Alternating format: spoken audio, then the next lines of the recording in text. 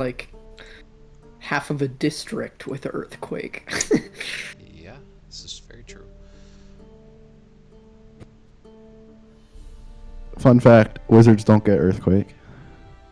Yeah. Clerics. Harry, I need you to help me. Don't worry about why or for what reason. Just do exactly. I guess too busy looking at the ruin night. We might find your steam engine if you cast this spell right there. Don't worry about it.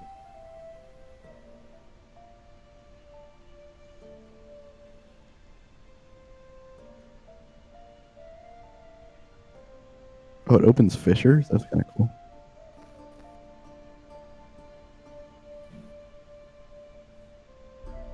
Was so confused for like 3 seconds. I heard opened fishers as in people who fish.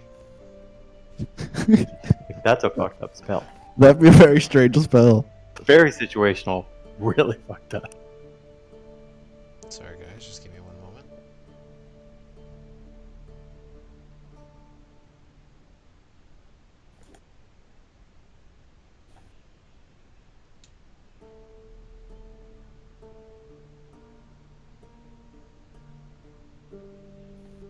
Okay.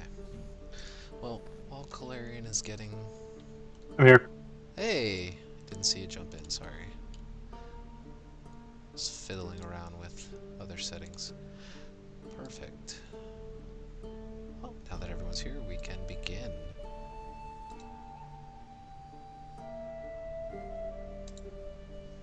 Get the correct music going.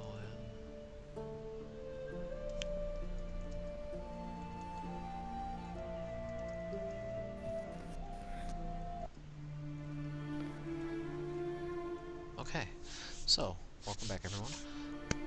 The last we left off, the group of you had taken some time to work your way through the city to find an antiques dealer of sorts, someone to appraise the artwork that you had uncovered in the midst of saving Raynar Neverember from his almost terrible demise within a split-off faction of the Zentarum. You had worked your way over to New Olam College, met with Headmaster Decus Krieg, who told you it would take him a day or so to possibly find a buyer who would be interested in such rare pieces of art. After that time, you guys had split off a little bit to try to get some personal issues out of the way, having sold some spell scrolls, met up with members of the Order of the Gauntlet, and possible options of joining that faction. You also spoke with Lorelia Hassard, and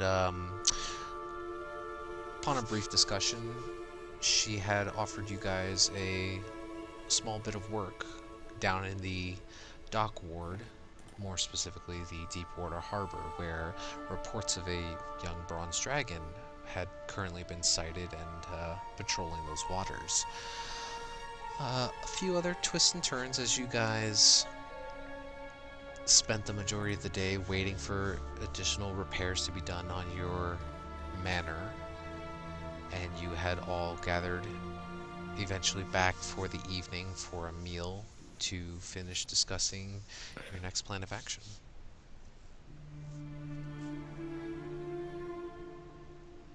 What would you guys like to do? What time is it? About 4 or 5 in the afternoon now.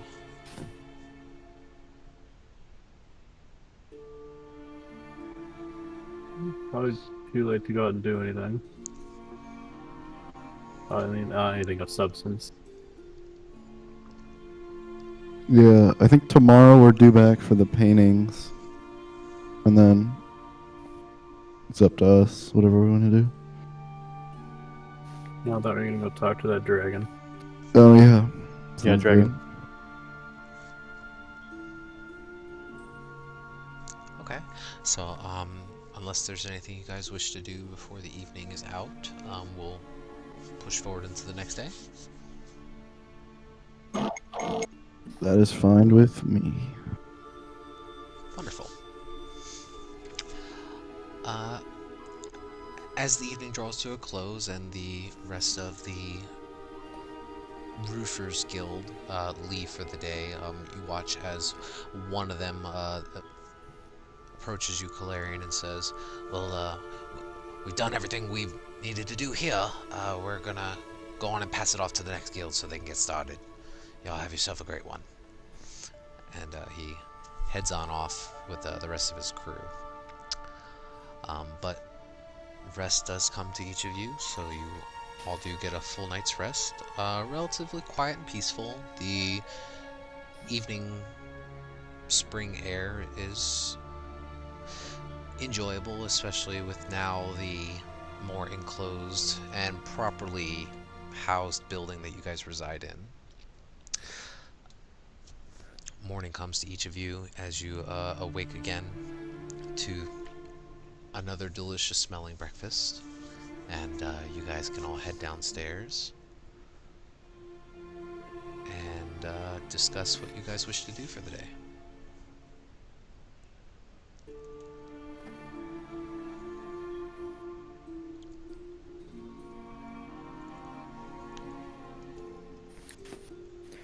So we killing a dragon? No. No. The assignment was to talk to it. Wasn't it like just to get rid of it? Like it's bothering people, so we need to like make it scooch. I think she just wanted to know why it was there. I don't remember the exact wording. It might be in my notes. If I recall, it was just to find out why it's there. Not actually fight it or anything. Feels like we could at least start by talking to it. Ah. All right. But I think first we need to go, or at least a couple of us need to head over to the college. Finalize the sale. Right. Yeah. For the Kingsley paintings. Yeah. Good stuff.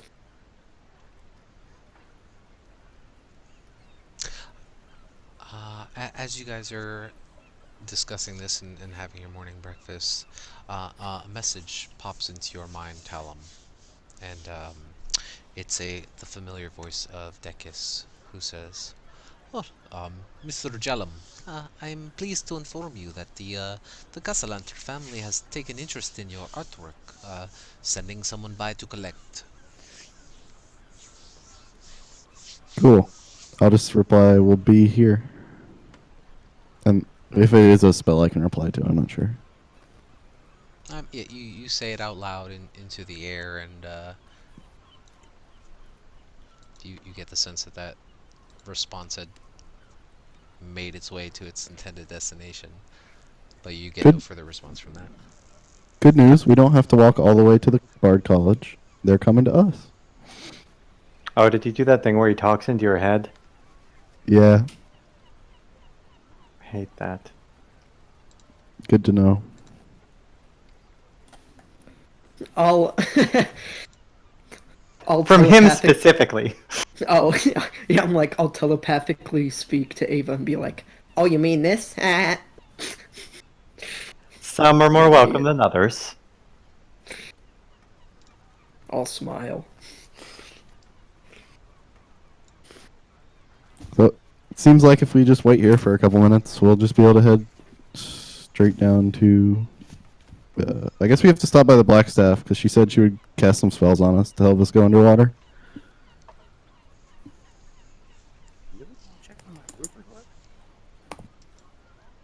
What? Do we want to make sure the roofers did a good job? Perry, you sound very far away and very tinkly.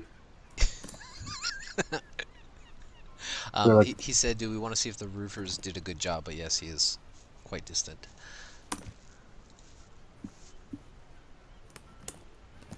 I don't know much about constructions.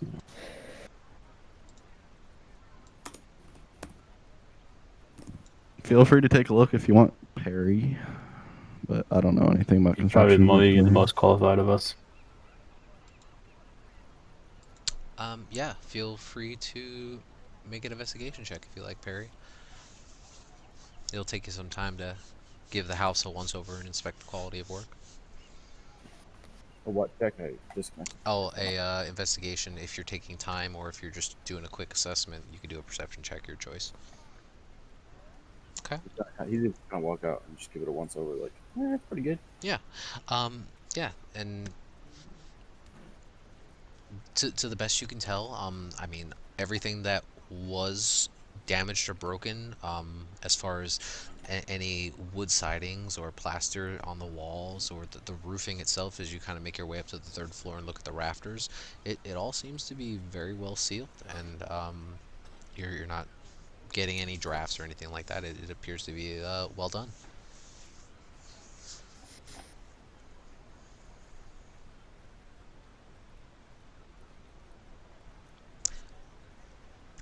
So if you guys are sticking around the manor, you guys end up probably waiting for the better part of like 2 hours or so.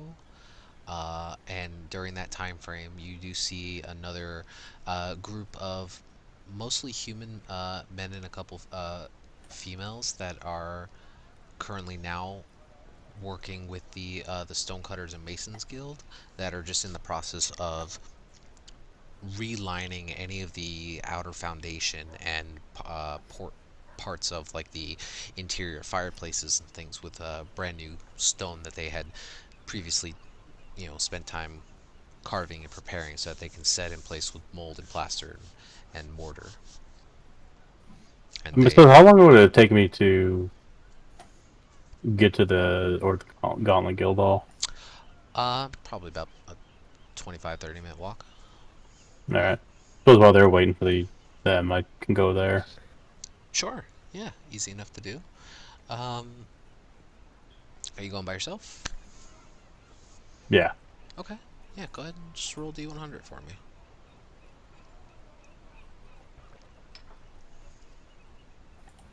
Okay.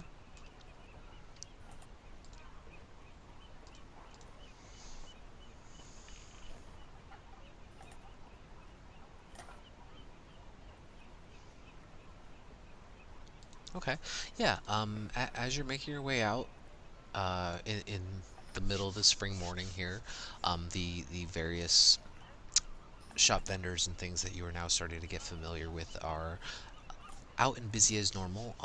The actual streets themselves seem to be a little bit more heavily populated now than they were the last couple days, as spring is now slowly starting to roll into summer, so more people are getting out and spending more time outdoors. So you do notice that the streets are a little bit more crowded as you're walking through. Maybe about halfway or so down through the north ward into the castle ward, you are stopped by a half-orc male who seems a little lost, and they kind of broach up to you, and they grab you on the shoulder, and he goes, "Hello, my friend. I'm a little lost here. I'm trying to look for the Hero's Garden. Are you familiar with it?" And you can see, taking a look at him, he appears to just be in some simple leathers. He's carrying a scimitar on his side. Um, Rather, a tone build, not overly muscular or anything like that, but just kind of looking at you with the most intent in his eyes. Do I know where it is? You do. You've been there before. Okay. I guess I'll try to explain where it's or how to get there. Okay, and it takes you a few minutes of back and forth with him as you're trying to guide him on the majority of the main roads. Best you can recall going from your one trip over there to meet up with the party, and he thanks you generously, shakes your hand, and moves along his way. But you make it back over to the Hall of Heroes in the Castle Ward. Um, Not as busy as it was yesterday when you were there, but there are still a few individuals that are milling about, some in deep conversation, some looking over what appear to be like a map of the city, and you do see that in the corner, just slightly nodding off, is the familiar dwarven male drum. Okay. I guess I'll greet him. Yeah, he kind of startles awake for a moment. He goes, Galarian. Oh, you're back already, huh? Ah, ah. So, what brings you here? Well, I told you I'd give you my answer today. And what is it? I'll accept. You see, there's a large smile that comes across his darker stained yellow teeth, and his grizzled beard just kind of parts a little ways, and you can see beneath. He goes, well, that's fantastic news. Everyone, you hear this? We have a new ally in our midst. Come, come, let us take the ceremony. And you see he kind of just like scoops you up in the small of your back and like pushes you over towards the center of the hall. After a few minutes, he's rummaging around now in one of the back counters of the main entrance hall there, and you see that he pulls out what appears to be this large silvered gauntlet, and he just stretches out one arm to you, and he says, "Here, put this on." Okay. And so you slide the gauntlet over one of your arms, and it's a little bit looser. You gather that it's not perfectly fit for every single individual. It just kind of encompasses everyone. And then you watch as his more loose demeanor gets more somber, and he straightens up a bit, and he says, "You are now about to take the oath of the Order.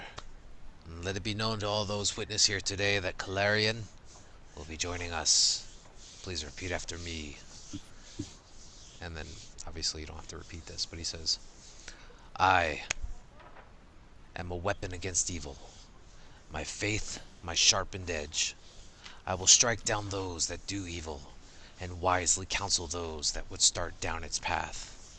So faith sharpens faith, and upon this silvered gauntlet I swear my faith to myself, my God, and my friends."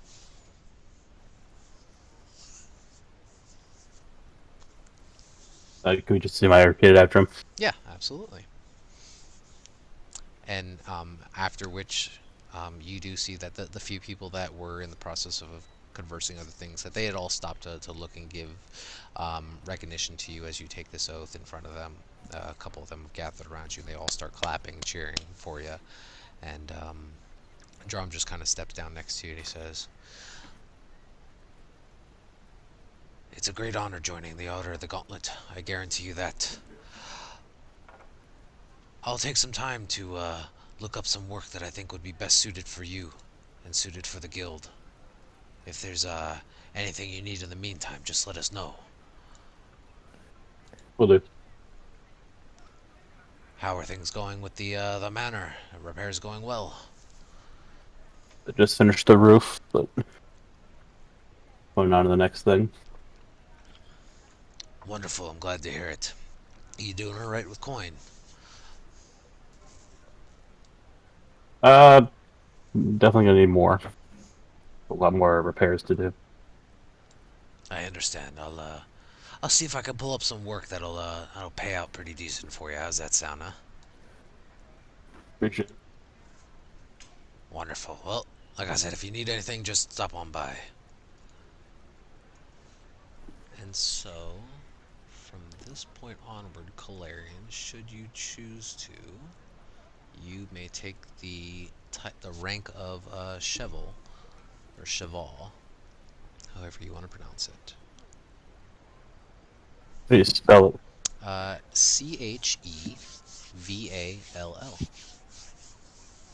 Okay. And you do notice that he, prior to you leaving, he does hand you what appears to be this silver pin, and on that pin shows the familiar. You see what appears to be like a silver gauntlet holding a longsword of some sort.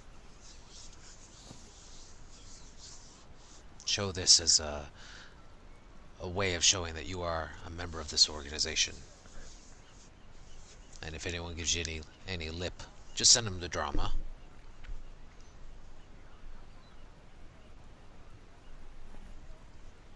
How do you spell his name? Just DROM. Drom. yeah.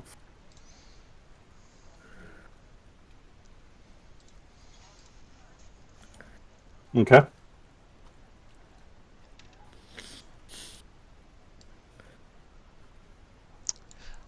But that completes the ceremony for you for joining the Order of the Gauntlet. He unfortunately doesn't have any taskings on hand, as he was not entirely sure if you would be joining or not. So, Okay. what I suppose I will want to ask, like, how will I know if he's got work? If we just come back and visit at some point, or he would say, feel free to stop on by and ask, but if there's anything that needs like immediate attention, he'll probably try to send word to you, especially if he thinks that your skill set and that of your friends would best fit the situation. okay.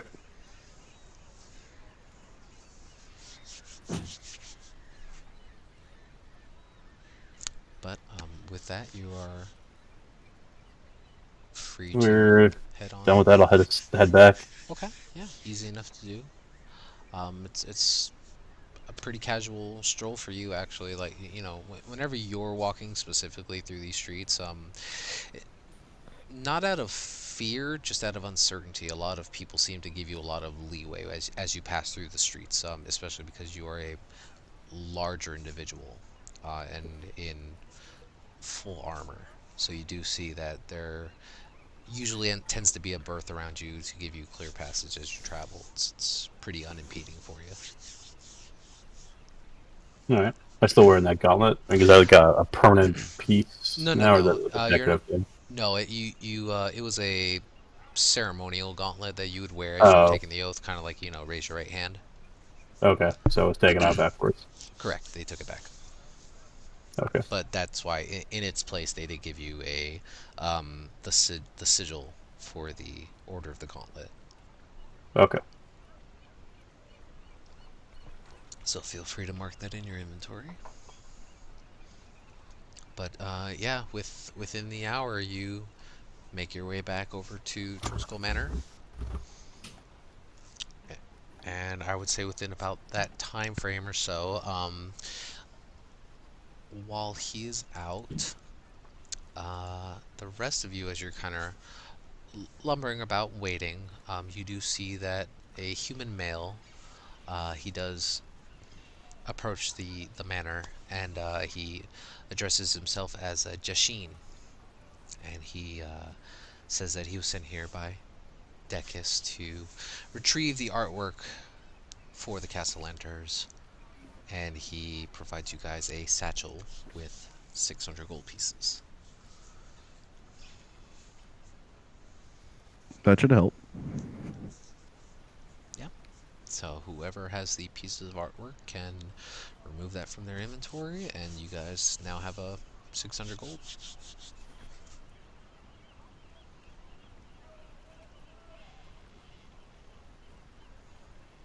About that time or so, maybe 20 or so minutes afterwards, Clarion makes his way back into the manor.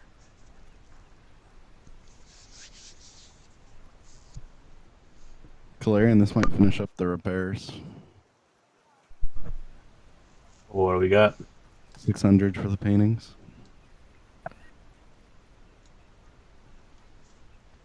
Let's see.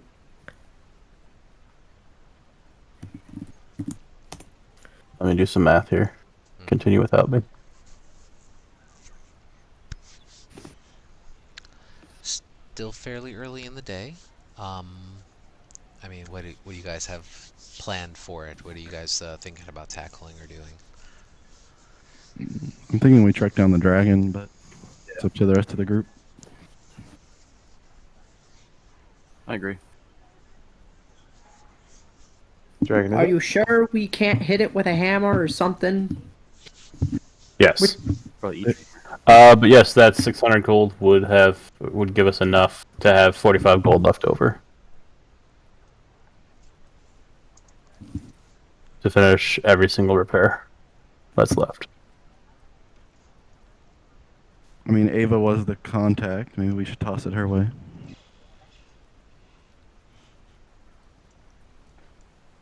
I'm not going to complain about that. I mean, if you want to give me the gold to give to Dranon to finish off the stuff, Then Oh yeah, all 600 I'm giving. I mean, that's our party's goal. I was saying the leftover 45 we should give to her since oh, she okay, found the source. all right. And it was Floon that can get a hold of Drannon. Or actually, Drannon told me a way to get a hold of him, didn't he? Last time we spoke. I think I believe the he yawning did. portal. I think. I think we were supposed to go talk to the tavern dude, but I might be wrong. So Floon managed to track him A down. month. It took him time. I have to go back and look because I don't have it in my notes. But yeah, I think he might have said you could speak with Durnan at the Yawning Portal, as he had helped Durnan originally. Okay, because I'm like 90% sure I remember him telling me that I could reach him somewhere, or is that maybe just the time he was talking with I think he the also open told us lord? his residence. But I'm not positive. Because I mean, if we got this money, might as well just go give it to him now to finish everything off. Okay. Get that one in. I don't think he gave you his. Oh no, he said you can stop by Pagarian Palace, which is where he works, which is also where you guys would know the Open Lord works and resides in. Okay. So you And guys that would must be have. what I was thinking of. Yeah.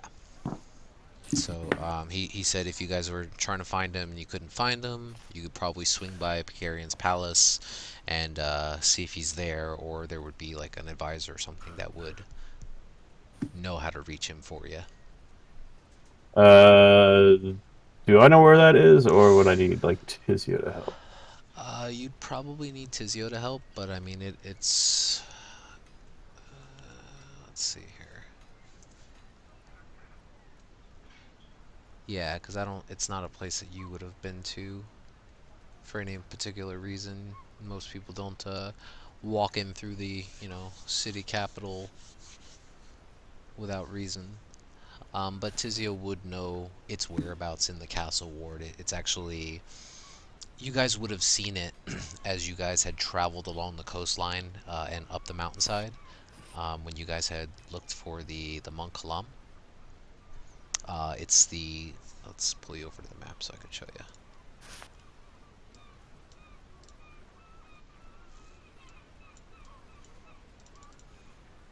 Real quick, I'm gonna double check my math just to make sure. Yeah.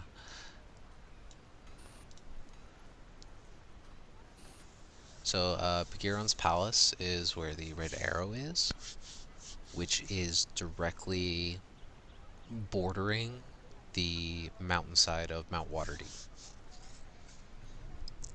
And it is, I don't want to say cordoned off, but it is separated from the majority of the castle ward.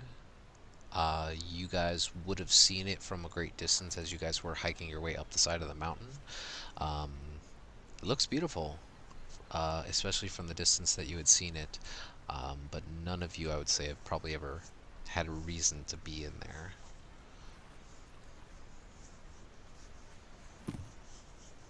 But you're It looked like we could stop by the Blackstaff, and then swing by there on the way down to where the dragon is.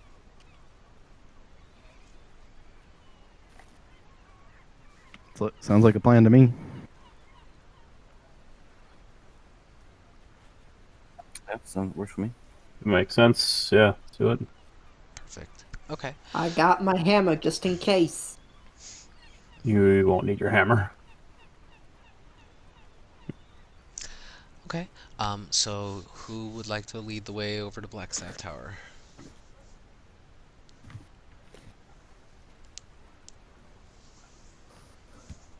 Ava can.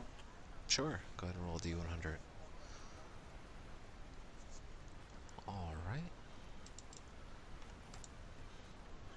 Let me double check here.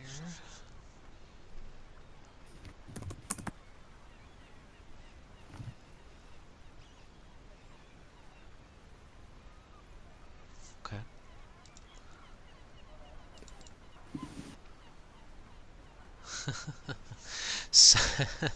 So, as the group of you make your way back out into the bustling streets of the city of Waterdeep, um, Eva taking charge and just kind of looking ahead, the group of you casually make your way. deciding to cut through the Sea Ward and then down south towards the Blackstaff Tower just to walk along that coastline, as the neighborhood's a lot nicer looking than the rest of the wards. You guys make your way fairly close by the central market area, where you can hear the even louder growing hustle and bustle of street vendors and marketers and people selling their wares within the market square. Um, and then off to the side, Eva, you see that there's about 6 or so priests that are just they're wearing long white robes with this blue silver trim, and they are just handing out what appears to be small blankets and baskets of like food and water to a few individuals who seem to be homeless living around on certain areas of the street. You see a couple children run up and grab some materials and run off as well. Um, yeah, but other than that, you guys are able to continue making your way over towards Blackstaff Tower, the large obsidian tower looming in the distance over the coastline. And as you guys approach nearer, you can see that the metal iron fence indeed does give way to your approach. Spooky magic doors. Ooh. Can't believe I'm going here again.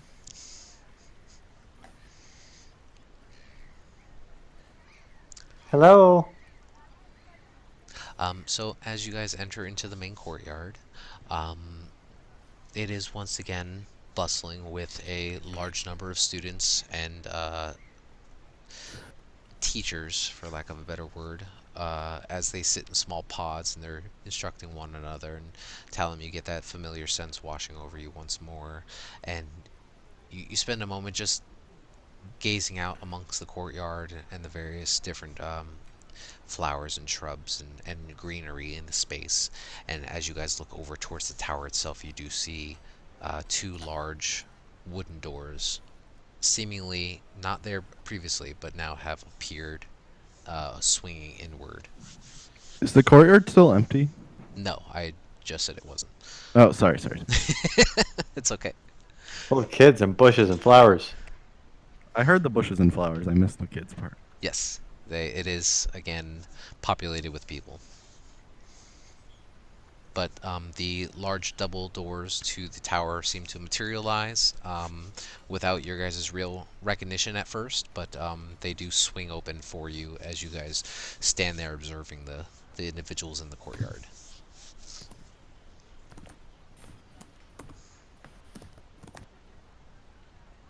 I'm good to head in.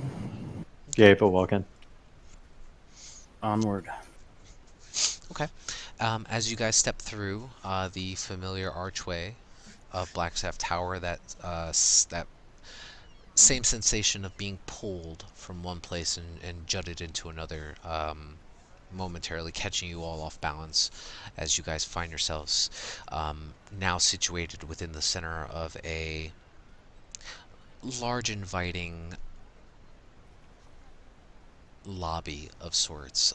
There are various different accoutrements and tables and chairs set up in different places, and you can see at the far end, standing there, patiently waiting, the familiar face of the Blackstaff of Vara Safar, as she gives a slow bow in greeting and says, "Welcome. It is so nice to see you all again."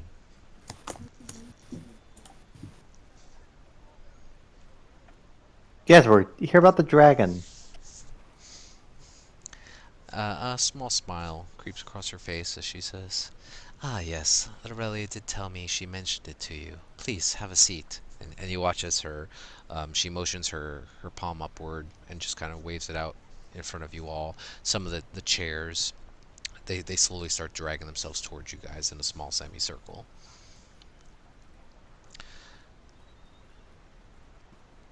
So, it seems that you, have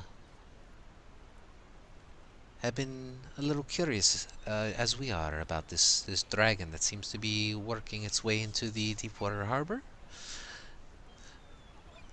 Have you guys taken some time to consider investigating it for us?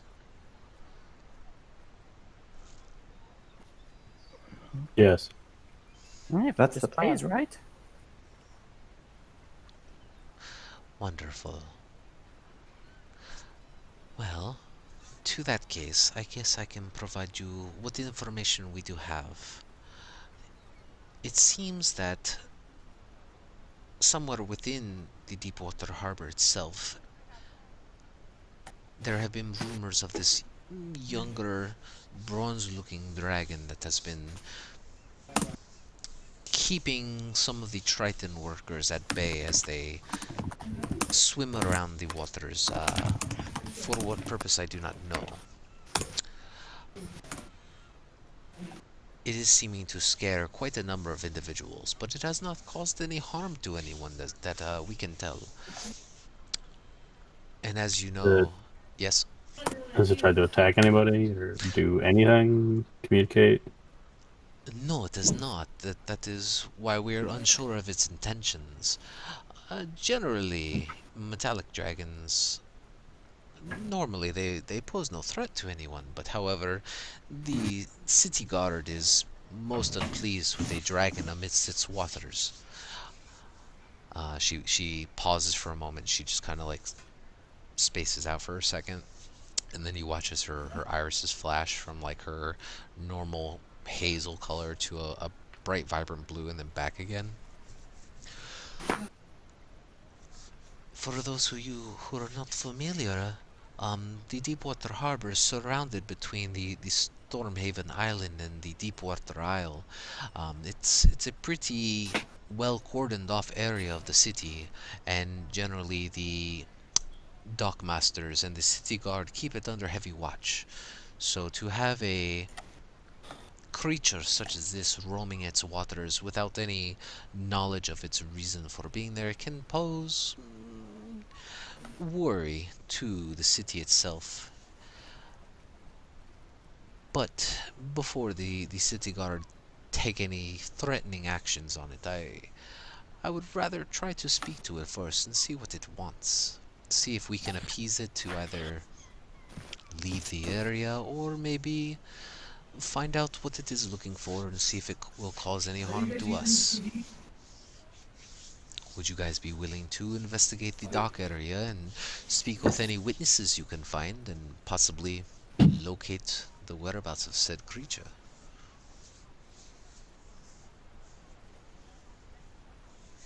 I'll say yes. But just bear in mind, metallic dragons are inherently good by nature.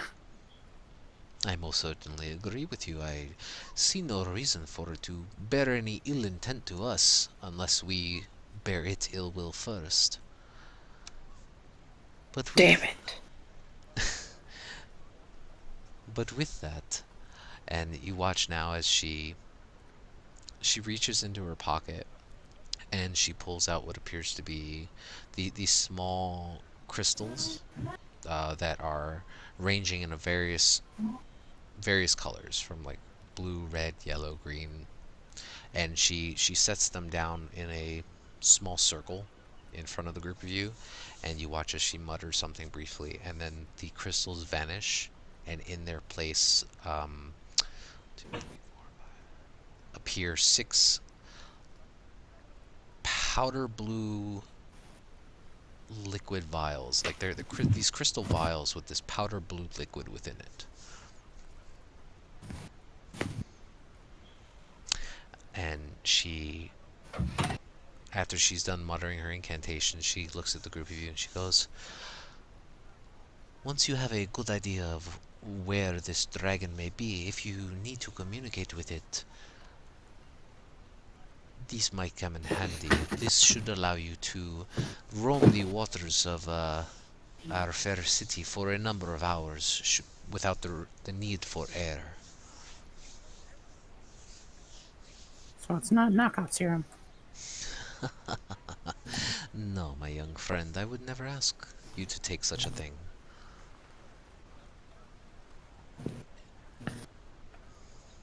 Oh, before I almost forget. And she snaps her fingers, and then within the center of these crystal vials is what appears to be a small piece of parchment, and then it is sealed with what appears to be this gray wax seal with a hand, like the symbol of like a hand pressed into it.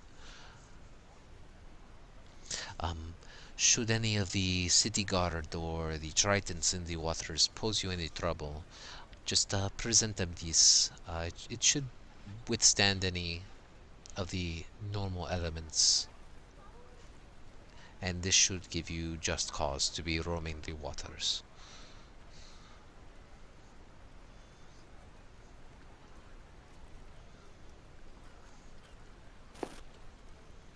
Sounds good. Well then.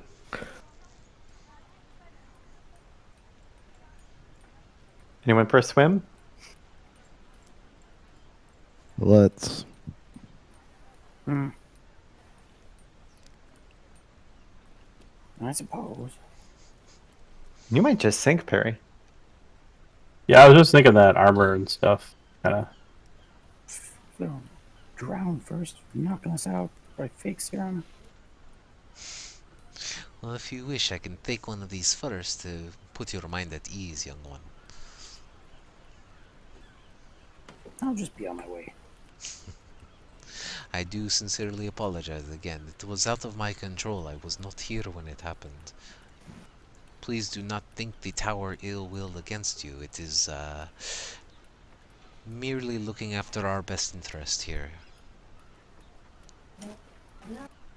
Yeah. I'm here, aren't I? Barry's very angry about that event, isn't he? That was out of character. Oh yeah, he's upset. Which is awesome. Well, if there is nothing you need from me at the moment, I do have to get back to a couple other things. But please, if you can discern what this dragon wants or his intent, come let me know. Send me a message. I assume the timer for these breathing potions starts after we imbibe them. Correct. Okay.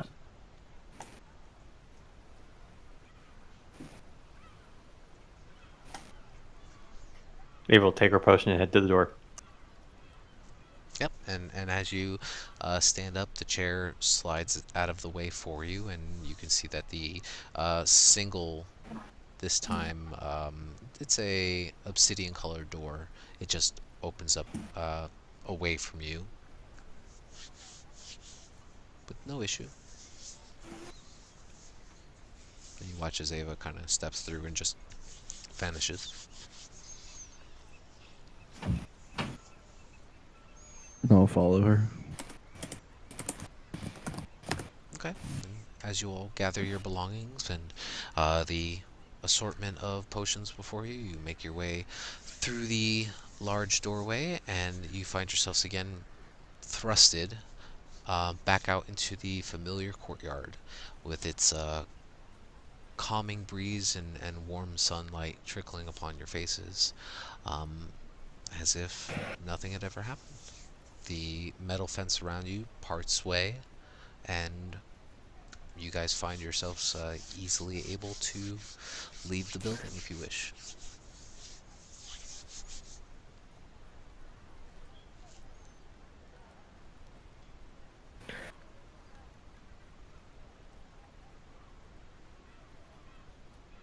I think we're out. Let's head to the palace. Yeah, let's head to where we need to go. Okay. Probably it'll probably take you another 20 or so minutes to make your way from Blackstaff Tower down towards Bagirian's palace. As you guys make your way through the castle ward,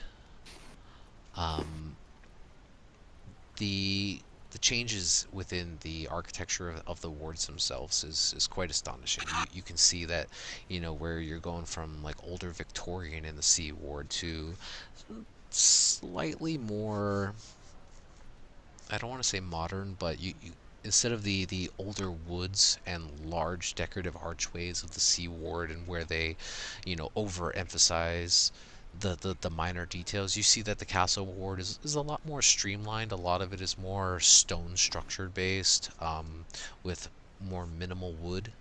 Um, you also get the sense that it feels older. The feeling of this portion of the wards gives off a more rustic feel, as you guys make your way through. What is the name of the street? Give me one second. The Street of Skills, or Silks, which is right about here. And as you guys head towards the end of the Street of Silks, you can see this very, very large castle of a building that stands before you. Um, its massive stone towers and long stone walls seem to section themselves off from the rest of the city, almost as if it's a small fort within a city itself. You can see there are multiple what appear to be like ballista and arrow slits that are lined along the outer walls of this castle or palace, and you can see a large number of individuals that seem to be walking back and forth along the top of these walls. Um, Go ahead and make a perception check, everybody.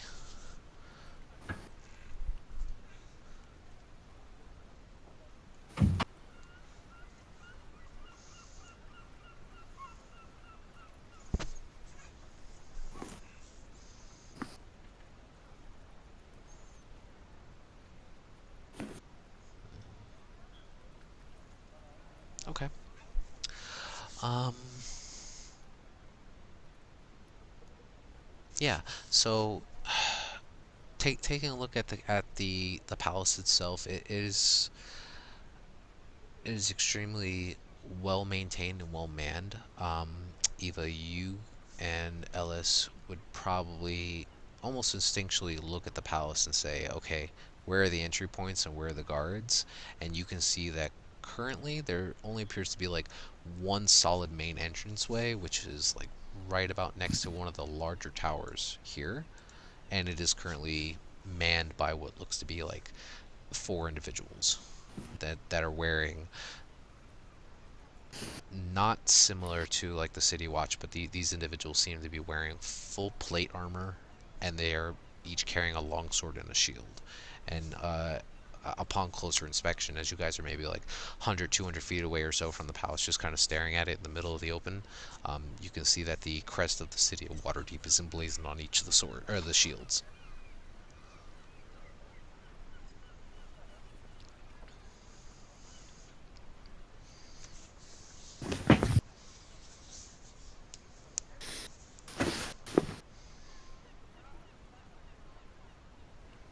We'll approach the gate. I'm sorry? I'll approach the gate. Oh, yeah, sure. As you step forward, um, you can see now that the four guards that are currently standing watch over the gate, one of them raises a hand up to you and says, "Halt!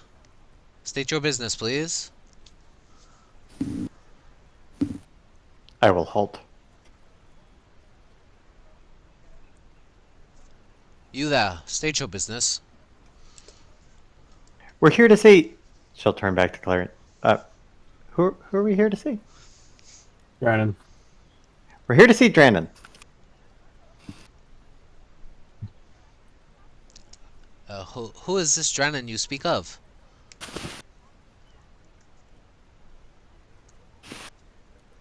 I wasn't prepared for this. Member of the Scribes Guild, said he worked here. We were here to pay him some gold. He said we could get in contact with him. He's our. What was the word? Not arbitrator, but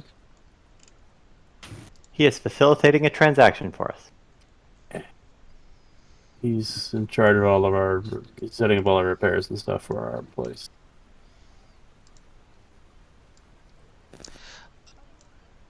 Make a persuasion check, Kalarian and Eva. Did we go to the wrong place? No. You guys are just super good at explaining yourselves. So after a few moments of the confusion, you see that this middle-aged human male, who's currently just standing guard here, his hand's still outstretched towards a group of you. He's not letting you guys approach more than like 20 feet from him, and he stops and he talks to a couple of the other guards next to him, and he says, "Are you all referring to Counselor Darlin?" That is very Counselor. possible. Who?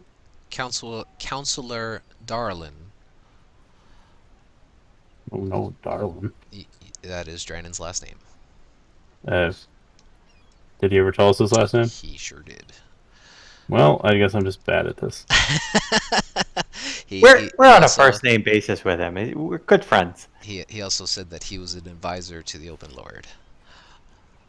Yeah. So what he's doing for us is just like his part-time job. You're not sure? You'd have to ask him. Well, I'm asking you. I mean, Out of character. Oh, out of character? It's he is a lucrative businessman, as most lobbyists are. It's about then as, yes, we are talking about Counselor. it's about as Darling. succinct as I can make it, I guess. Yeah. So there's a few moments of conversation between the two, and he goes, "Right. Stay here a moment. We'll see if the counselor is in." And you guys wait and watch as one of the guards turns and steps inside to the palace. You guys probably end up waiting for about a good 20-25 minutes or so before one of the individuals, this same younger individual, comes back out, and he says, he whispers something to the city guardsman who's been standing there watching over the group of you, and he says, "I'm terribly sorry. The counselor does not appear to be in at the moment. Who did you say your names were again?" Kalarian. Can we leave a message for him with you? Or someone? Make a persuasion check.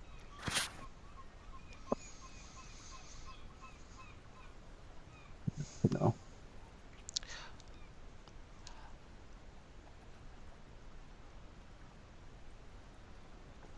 Well, if we happen to see him, we'll see to it that we leave a message. Where did you say you hail from?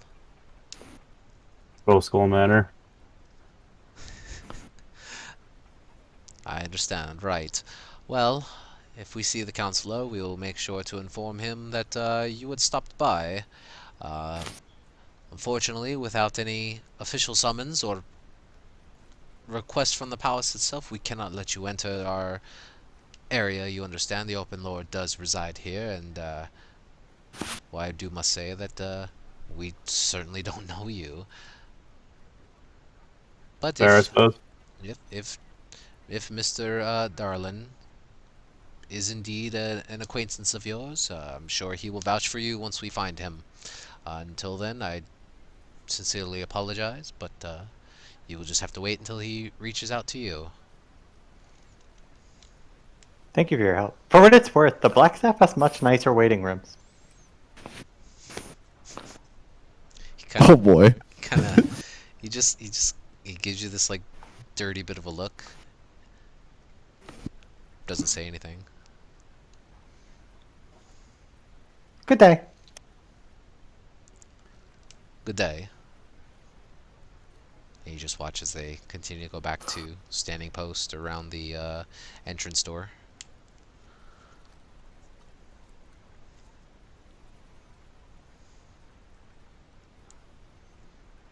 You guys are left there feeling a little distraught, But you know, Maybe the dragon will be home. We should hire a documentary crew. We can make a Netflix special.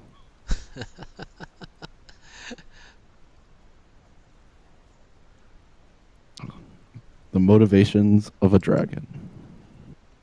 I'd watch it. Documentary pretty short. Just go. I don't know. No one knows. No one knows what.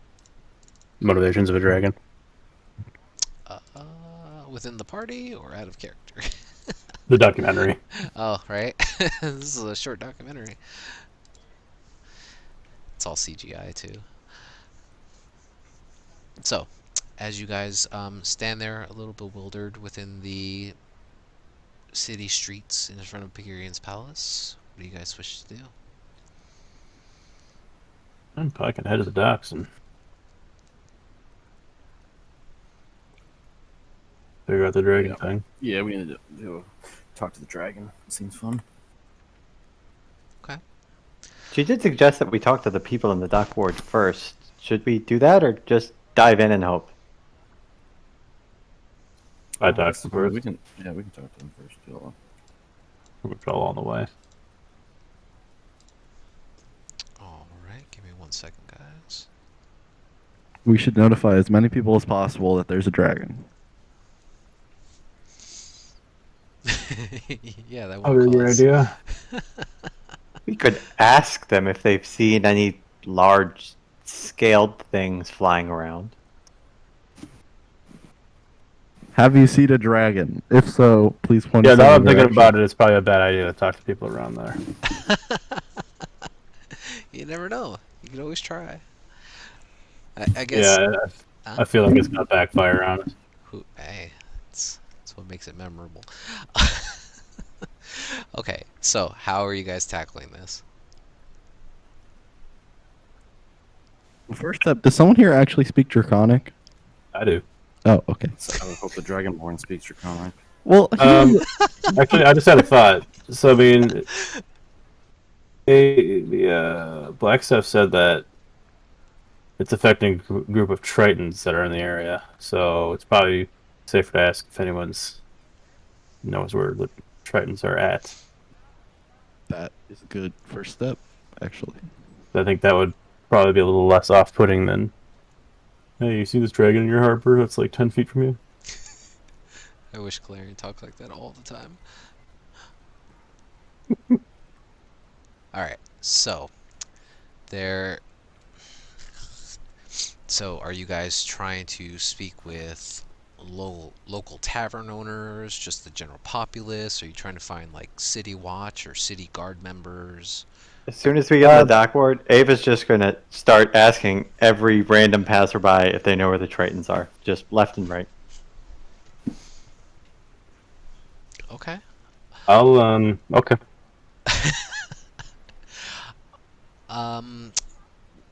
Eva, go ahead and roll an investigation check for me. Oh, that's the worst skill.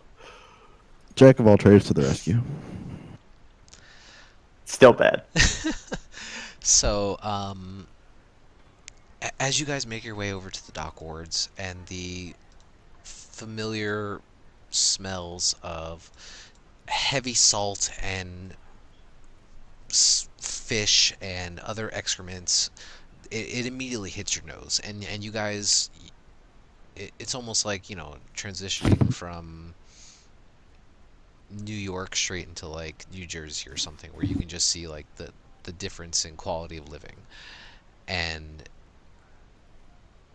you do the best you can to garner the attention of individuals that do reside within the dock wards.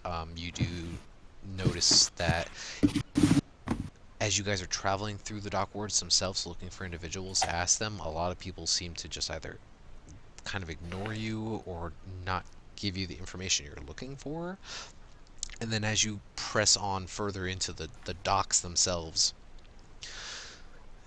you see a larger number of individuals that are, you know, currently in the process of loading cargo onto ships, or you see that there are, you know, shipwrights that are in the process of repairing other boats and vessels. You see that there are fishermen trying to set sail for the deep waters themselves for possibly, fishing for the day, and you approach a lot of them, and the general answer you end up getting, and this is probably over the course of like the next hour and a half of conversing, is that they don't really know what you're talking about, and that seems to be, well, that seems like more official up and up business. Maybe you want to go ask one of the guards or something.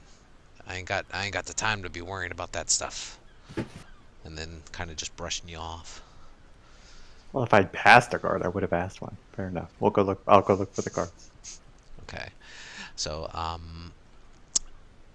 it take a little bit of time, but yeah, it's thankfully not too long, as you do see that there's a patrol of about maybe 7 or 8 city watch individuals that are, about to intersect with you along the docks. And you can broach up to them, and they say, "Oh, yeah, yes, citizen, can we help you?" Yes, we're looking for Tritons. Do you know where the Tritons are? Where do they live?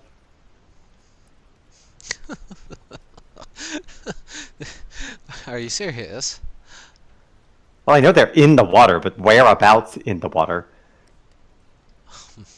Well, that is not information that the city watch themselves they handle. The Tritons, they work under the orders of the city guard themselves. Maybe you best try one of the harbor watchtowers.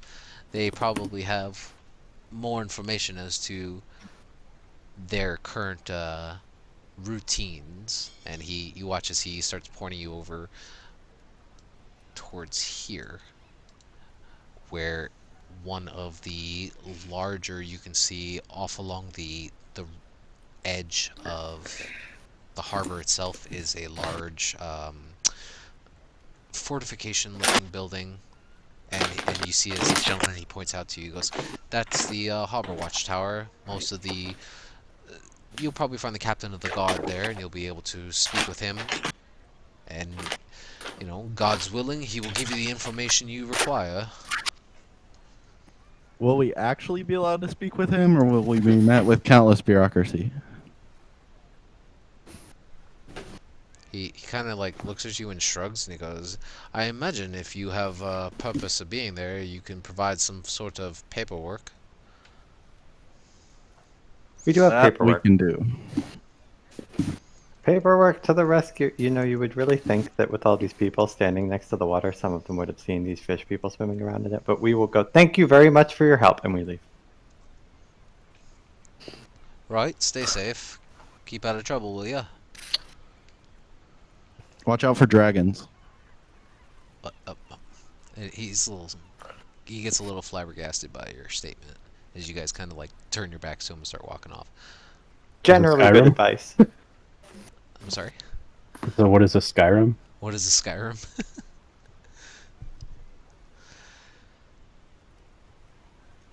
Let's see. Where is this gentleman's name?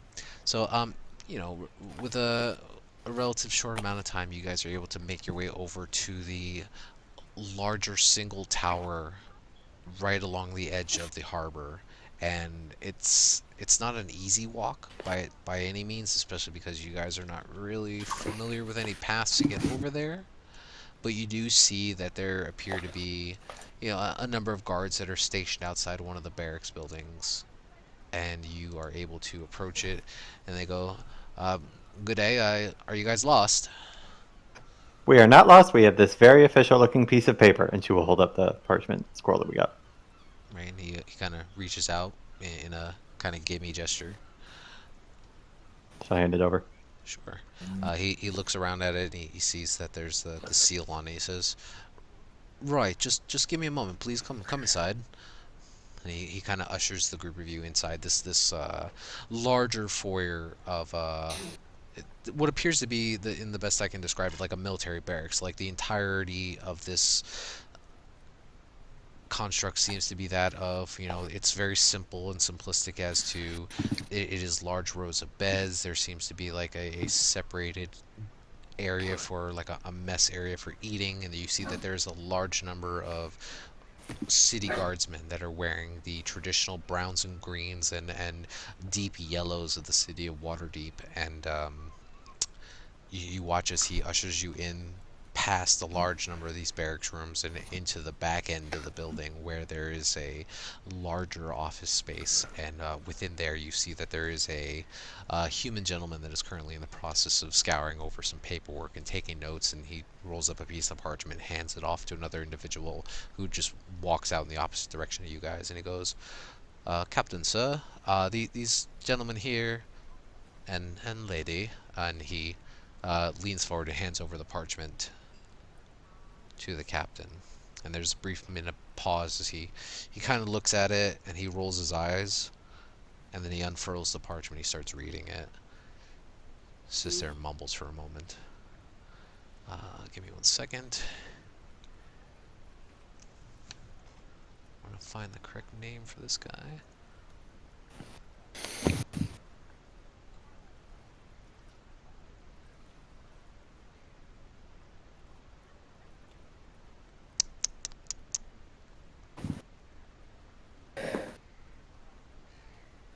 Okay, well, yeah, so he looks at it, and as he places the parchment down, and he lets out this loud sigh of like, I had not thought that this had gotten around so quickly to the Blackstaff.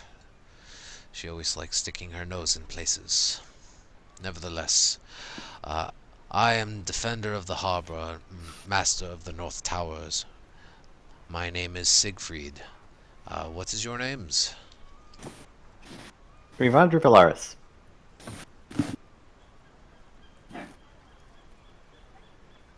She'll introduce the others too, I suppose. I'm Talon. Haley.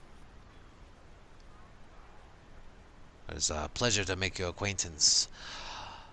It says here that you are to investigate, by order of the Blackstaff, a possible disturbance here in the harbor. Is that correct? We are here to be relentlessly helpful. And did the Blackstaff happen to tell you what you were looking for? A young dragon. There's a pause. Are you here to exterminate it? Yes. Yep, No, that's exactly what we no, want to do. No. We're going to talk to it first. There's like this look of confusion on his face, just watching Ellis pipe up in excitement.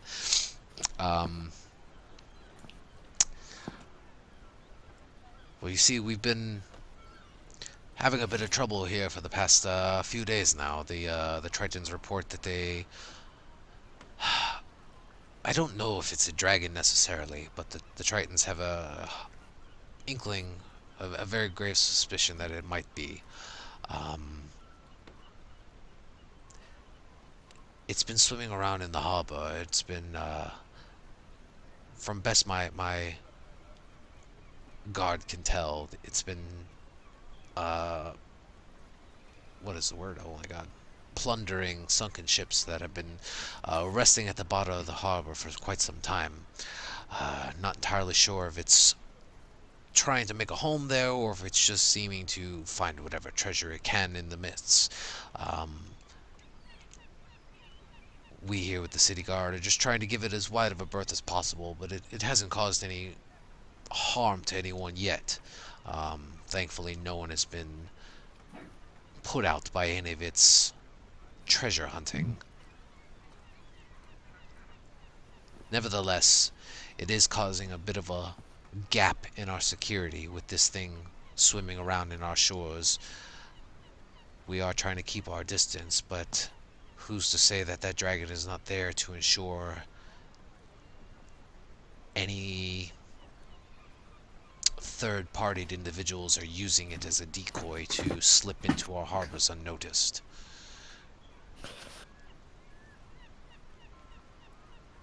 So, if you can take some time and you see as he stands up now and he walks over towards the larger window pane that's sitting behind him, and he just kind of stands there and stares out towards the coastline for a moment. And then he looks back at the group of you and he says, "Do you have means of traversing the waters of the harbor?" Yes. Well, Well, we have means of going in the water and not drowning, but we don't have means of moving across the water unless one of my friends has a boat in their pocket.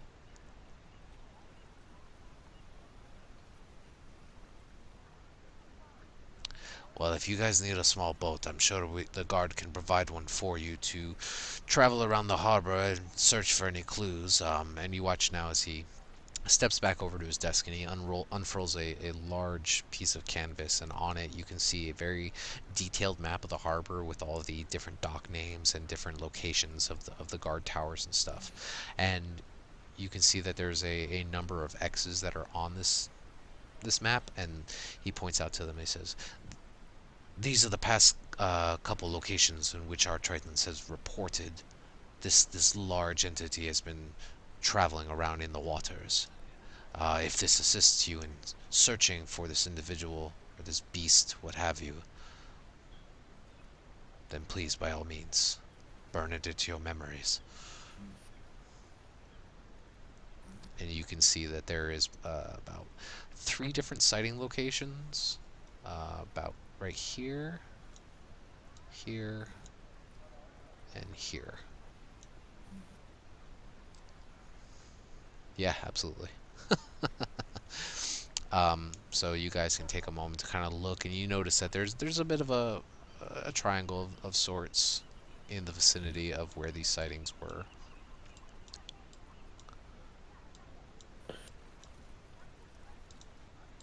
And with that, he says, "I will let the rest of the crew know that, or not the crew, excuse me. I will let the rest of the guard know that you guys will be traversing the waters, and if anyone is to come across the group of you, to leave you about your business.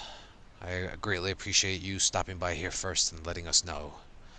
We tend to attack on sight, especially those without any warrant or solicitation from above." We love not to be attacked, so we cooperate. Well, if you wouldn't mind sparing someone, I could take him on, see how I do, huh? He kind of like tilts his head to the side a little bit. Goes,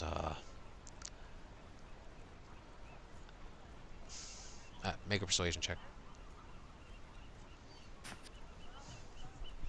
Persuasion check.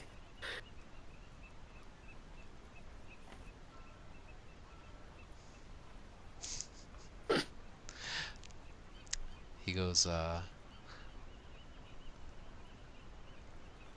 think you would probably rough up our new recruits a little too heavily. Otherwise, I would recommend you heading over to our training facility and testing your skill there. Maybe showing those new guys a thing or two. But I think we'll have to pass for the time being.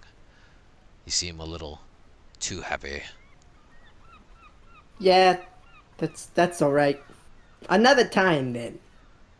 Indeed.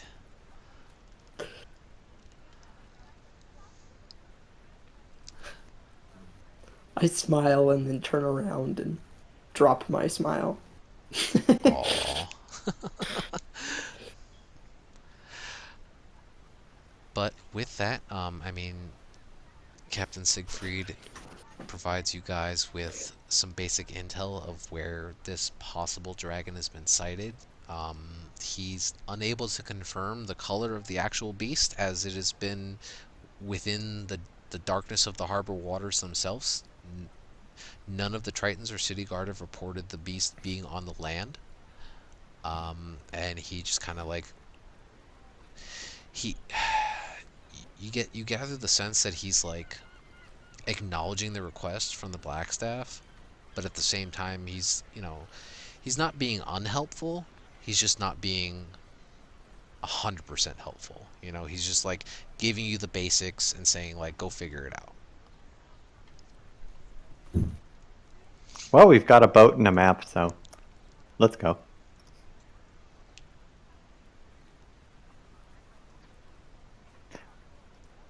Once we Who are are, the dragons? What do we know about bronze dragons? yeah, do bronze dragons swim? And out of Yeah. curiosity, Kalarian, are there bronzish dragons or dragons that might look bronze but aren't bronze? Um, You can roll a history check.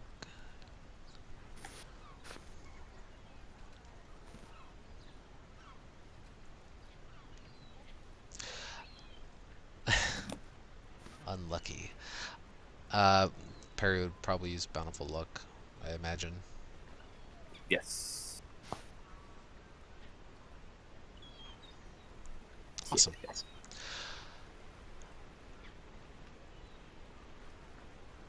To the best you can tell, I mean, you know, there are slight variations between bronze and copper dragons. It's, you know, it's hard to tell, especially at a quick glance. There are some key features that would distinguish the two. um, so yeah, so there are some people that could be confused between like a bronze and a copper dragon, but you know, as far as like metallic versus chromatic, there aren't any chromatic dragons that would be extremely similar to a bronze dragon or a copper dragon. So you guys feel pretty confident that as long as the person didn't completely screw up the color, you guys have a pretty safe bet. But as far as bronze dragons go, Calarian, you would know that they do enjoy swimming in deep waters. They do make a home of it there.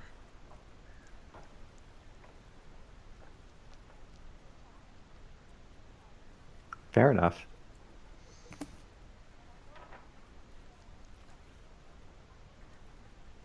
I'm sure it'll be fine. Okay, so for this, it's kind of a bit of a skill-based challenge to attempt to locate the whereabouts of this creature. So you guys have a general location, you guys have a boat at your disposal, and you guys have potions of water breathing, which should last you about an hour or so of searching.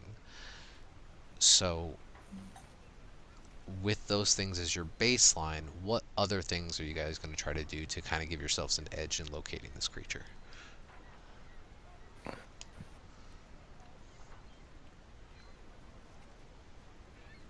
We've only got an hour for the water breathing. Yep. Only she could have spared a 3rd level ritual spell. Feels bad. Is there a longer one? I think there. Hold on. The water breathing spell lasts 24 hours, and it's a ritual. It's broken if you need to breathe underwater. Right. Yeah, no, she provided you guys vials of a very light blue fluid. Oh no, it's actually green. A cloudy green fluid that smells of the sea and has a jellyfish-like bubble floating inside of it. Seems less foreboding. So you asked what we can do to give ourselves an advantage. Essentially. At the very least, we're going to take the boat to the middle of it, right? We're not going to go underwater until we're in the middle of the triangle. Of course, I imagine. Yeah. I just, you know, think to try to help with your guys' thought process on this. Like, you know, is one person keeping a lookout above ground, or who's diving under the water? Are you guys trying to set up any kind of like, you know, rope pulley system for yourselves? There's a large number of things you guys can do. How do you guys want to be inventive about it? Well, Perry and Kalarian will sink, so we could tie them to a rope and just drag them around, basically, like a fishing line. Dredge them through the sea. And I could give them a light spell so they could see. Okay, that's smart.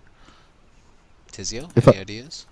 If I would have planned better, I could have made a familiar that lives in the water, but you know. You win some, you lose some. I got nothing. At least, as far as I'm aware, I don't got much. I got this cool eye patch with a gem in it, but it's not magical and does nothing. So unless you wanna have a harder time seeing, I don't Perry is got much. really lucky, so that's what I bring to the table. He's just a lucky Plus, guy. if we only send Perry and Clarion underwater, we have a lot more water breathing. It's Yeah, true. I can put Oh bardic yeah, like inspiration on someone. if we do it in rounds, then we can take turns. Or if we do it all at once, we could get all just split up. Is there any difference? Splitting up seems like a poor idea. It's up to you guys. We can't really communicate underwater, I would assume. Or can we? Well, with the potion of water breathing, you can communicate underwater because you don't need air at that point. So it'll be muted, but as long as you guys are within a short enough distance, you should be able to kind of shout out what you guys are saying. Oh, yeah. I mean, if we really need to, that's one thing I'm decent at. I can communicate underwater, regardless.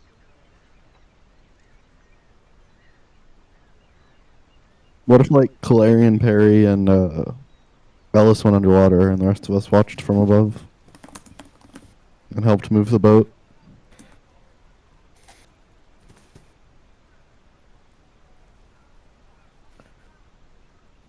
Are any of the remaining 3 characters strong enough to row a boat that's dragging 3 warriors? Together we can do anything. Absolutely, I like it. Izio, you can row a boat, right? How much strength do you need for that? We're gonna I'm, find I'm out. sure. I'm sure I can. But yeah. I can row a boat. That actually I'm pretty good at. Well, can Ellis communicate from the boat with the 3 underwater?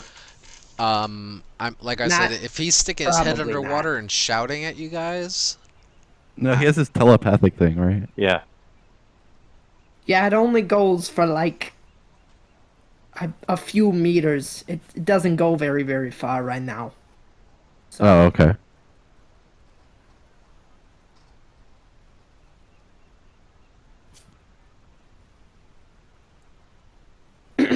okay. So, who's going under? Who's staying in the boat? What if I went under and Ellis helped row?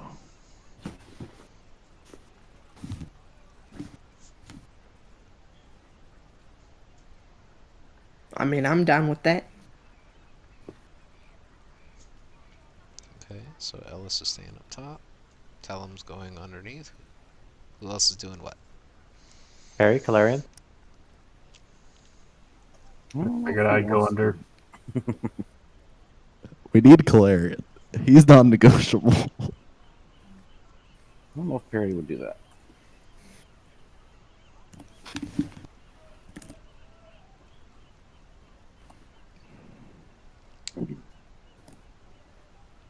Okay. Tizio, where are you going? What are you doing? Eva? I'll stay on the boat. All right.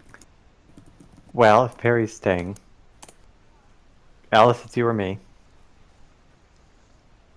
You want me what? If we want to send 3 in, Perry's staying. Why not? Oh, well, I'm staying up here to help row. Don't you want to smash evil things down in the water? Let's keep him up here, cause you know,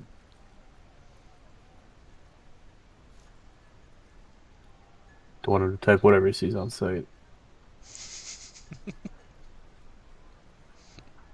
It's up to you guys. You gotta let me know what you're doing. Do we feel like we need 3, or are we sending 2? I think two's fine. I don't know why we're so Oh, fine. 3 is the number. Wonderful. Have fun down there. Okay. So we got Ellis, Tizio, Eva, and Perry staying on the boat, and Talum and Calarian going underneath. Does that sound right? Yeah. Okay. So that Looks like it. means. Go ahead. Probably take off my armor though, so I don't sink. That would be. Well, helpful. isn't sinking the goal? Well, okay. I don't know. Some of it, anyway. He doesn't want to sink too much. I mean, I don't want to sink to the point where I can't swim back up. That's true. We'll also give them. We should split all the potions between the two of them. Okay. Obviously. Yeah. So between the two of you, then you would have what is that? 1, 2, 3, 4, 6 potions. So that would be about 3 hours each. So if you guys stick with that setup, you guys can get 3 investigation checks to attempt to find this creature.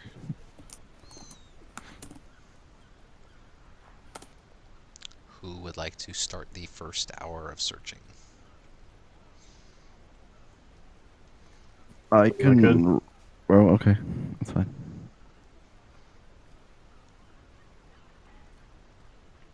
Okay. Are we both rolling, or is You it can- advantage, or what is the? Well, since the two of you are going underneath and you're casting light for vision and everyone's helping pull you guys along with ropes, you can have either roll individually or one with advantage.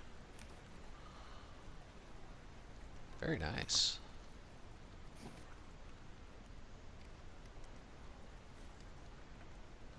Do you want me to roll again, Clarion, or? You have a bonus to your investigation, don't you? Yeah, it's pretty high. Yeah, go ahead and roll.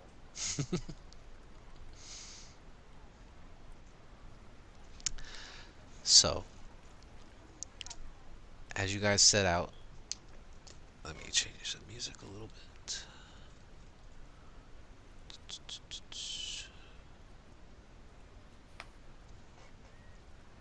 Give me 1 second.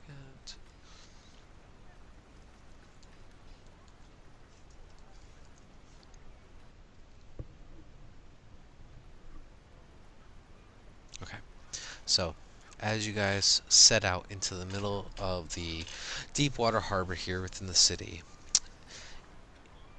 you guys get yourself prepped up, you guys kind of familiarize yourself with, okay, this is about where these sightings have been happening, and you look around and you can see that off into the distance, you guys are a good, maybe half a mile or so out into the open waters of this harbor. You take a moment to gather your thoughts, and Kalarian and Talum, you guys dive your way into the ocean, going down 25, 40, 50 feet or so before you guys start feeling that tug of rope that you guys have strapped around you guys. As you spend the first 20 or so minutes looking around in the waters here, just as the rest of the party is just kind of shifting the boat slowly in a circular pattern or so, Talum, you are able to make out what appears to be a very dark silhouette of something large and currently resting at almost the very bottom of the spot where you guys currently are. With that investigation roll, the best you can make out would probably be, you might see some kind of what appears to be like a mast or something that is currently like just cracked in half, but slowly like resting at the bottom of this portion of the harbor floor. But it's probably a good 100 or 150 feet down from where you are currently. Sounds like it's time to cut the rope.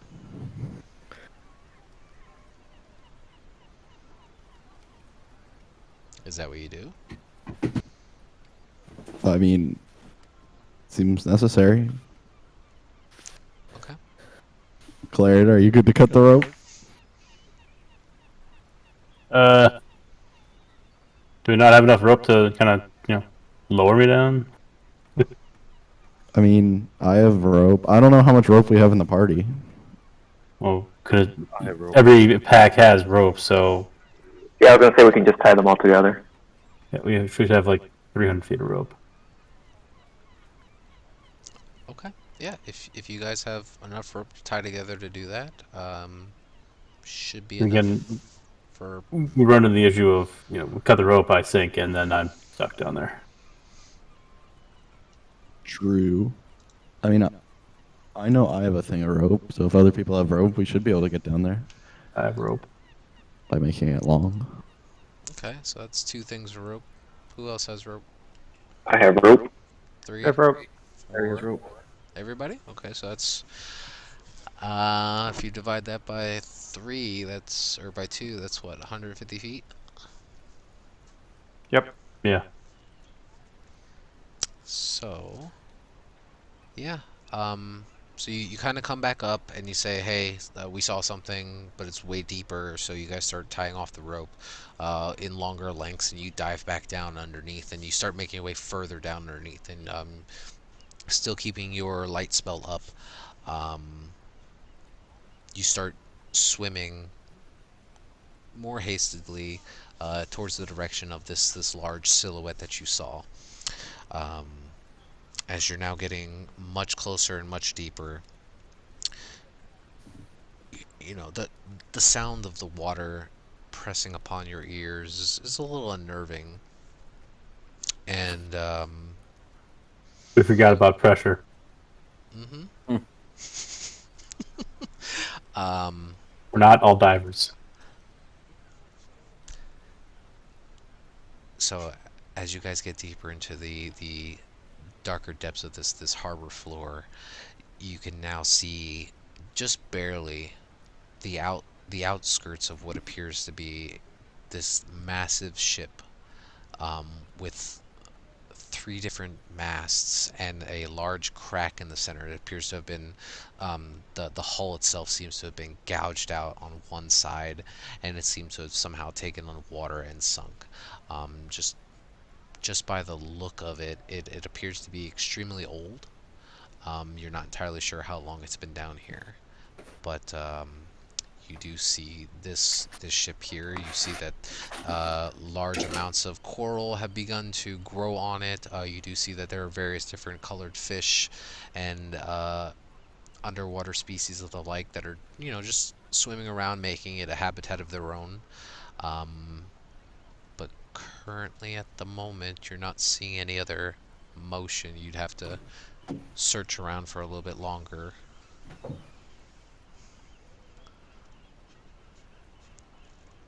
I mean, does So, it look like something's been living here, maybe? Or does it just look like a ship? well, so it took you some time to swim down that far to take a look at it. So I would say go ahead and make another perception check for me.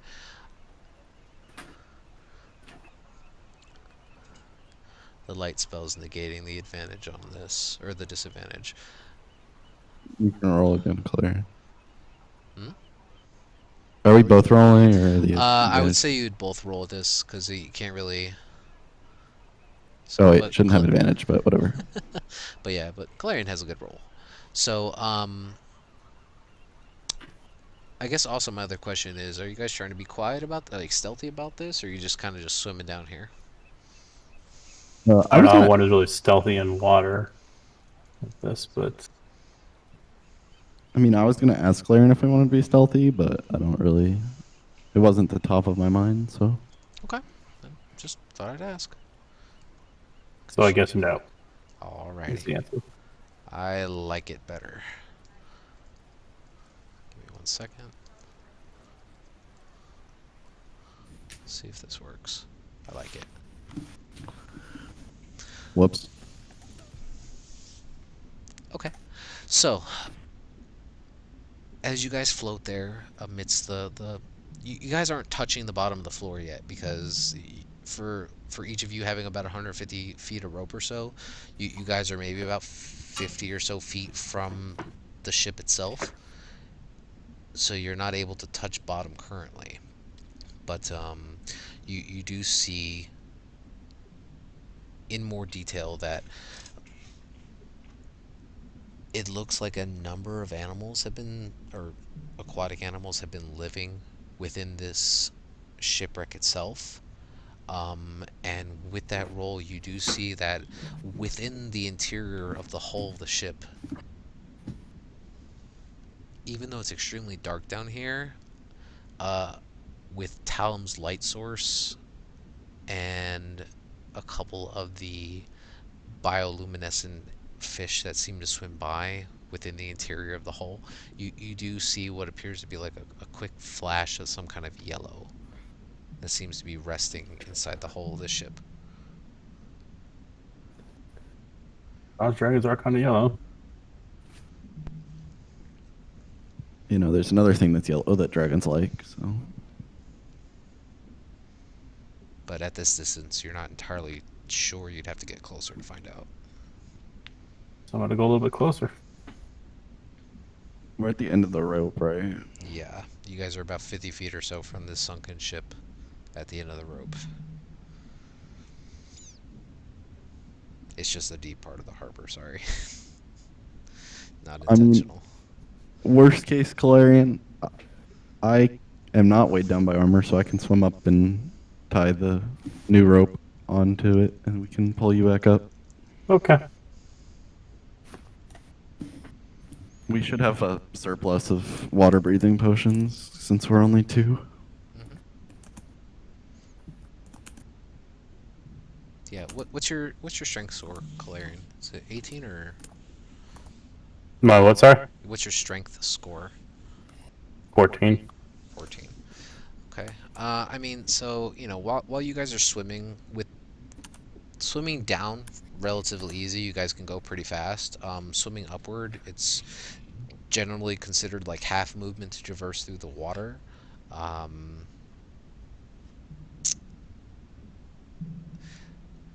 yeah, I mean, it shouldn't be too hard for you guys to swim back up if you guys needed to. You feel comfortable enough with your abilities to be able to swim out should you need. Yep. I grab my dagger and cut the rope. All right. You guys feel as up on top of the boat, a bit of slack gives way as one of the ropes seems to start drifting off away from the direction it was originally taunt. Uh, Give me 1 second, guys. Well, do you think one was eaten? Nah. I feel like if he was eaten, it would have been like I tug on the boat, like a yeah, and then it released. It that one felt smooth, like it was intentional. Sure hope so. Clarion, are you following suit? Yeah. Okay. Yeah, and then within a few moments later, you feel that the other rope begins to go slack and start drifting as well.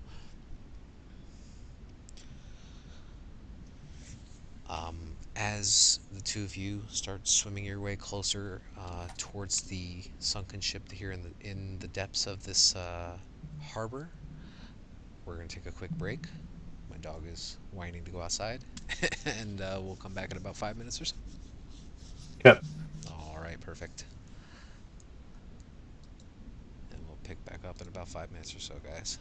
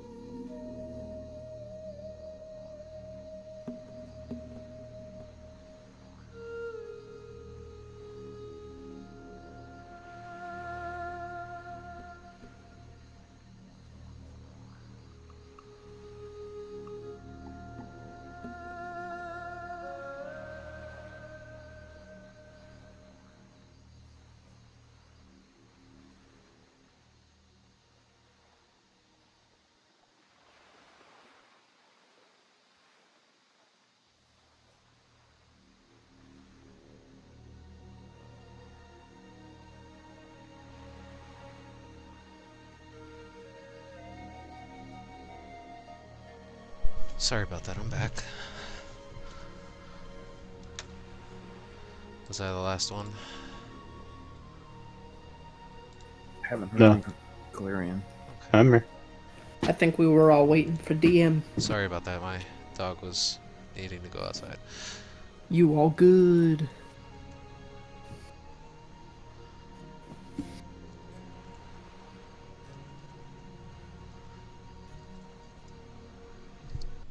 Okay. Let me pull my note back up.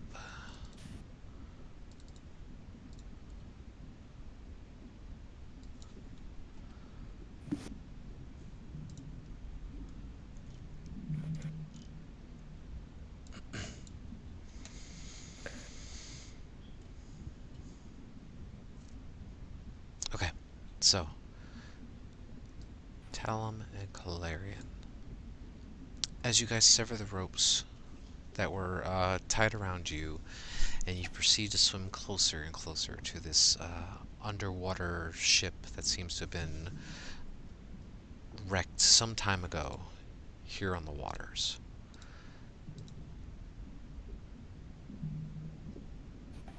It's relatively quiet. Nothing seems to immediately catch your attention, aside from the large gashes that seem to have taken the side of this hull of whatever ship this might have been. Any kind of flags or symbols that may have been on this boat at one time don't appear to be present anymore. But as you guys get closer to the hull of the ship itself and you peer down inside and the light from Talum's light spell emanates throughout, you see that there is quite a large sum of what appear to be gold and silver and copper pieces that just seem to be strewn about here in about maybe 2 or 3 different crates. Do you guys push inside or? So there's just like money lying around. Yes, apparently inside the hull of the ship that is currently like tilted onto its side, just resting on the bottom of this sea floor. You see that there's maybe about 2 or 3 chests of various coins that are just kind of spilled out and strewn across the side of the boat. Clarion, you're the expert here. I think we might be in the right area. I assume we're not supposed to touch it. I mean, if you want to stay alive, or you're really good at, getting yourself out, you're talking yourself out of trouble. We won't touch it for now. It is a most wise decision. And as you guys kind of like All that.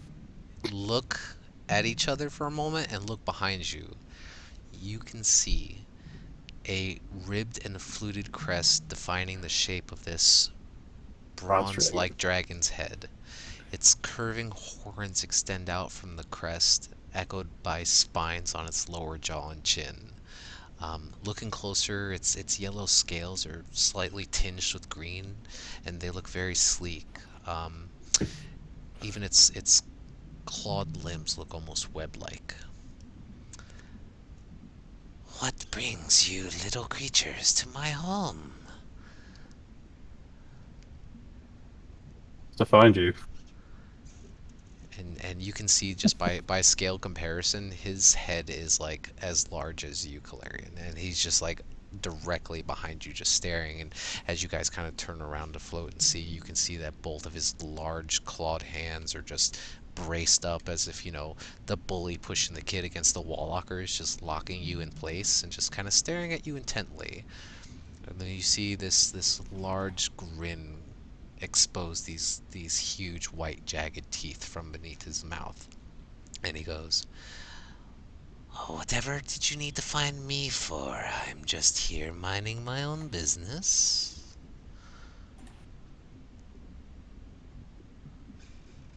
Well, you're in a major city harbor, and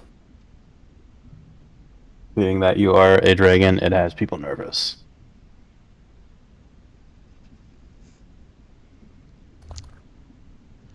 Leave it to humans and the like to determine borders.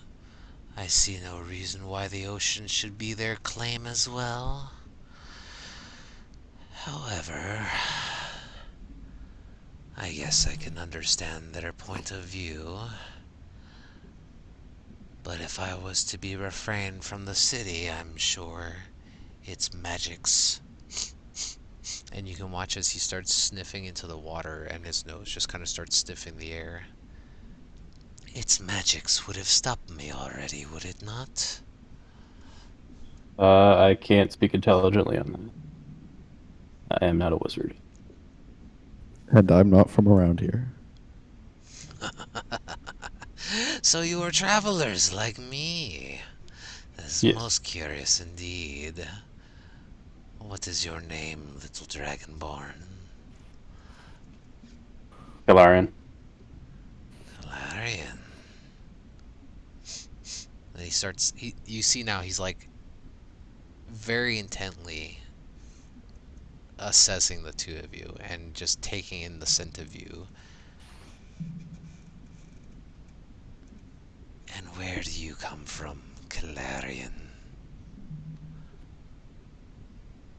Far to the south. Try me. I've been all over. Born and raised in Athkala. Ah, my favorite of places, the city of gold that is.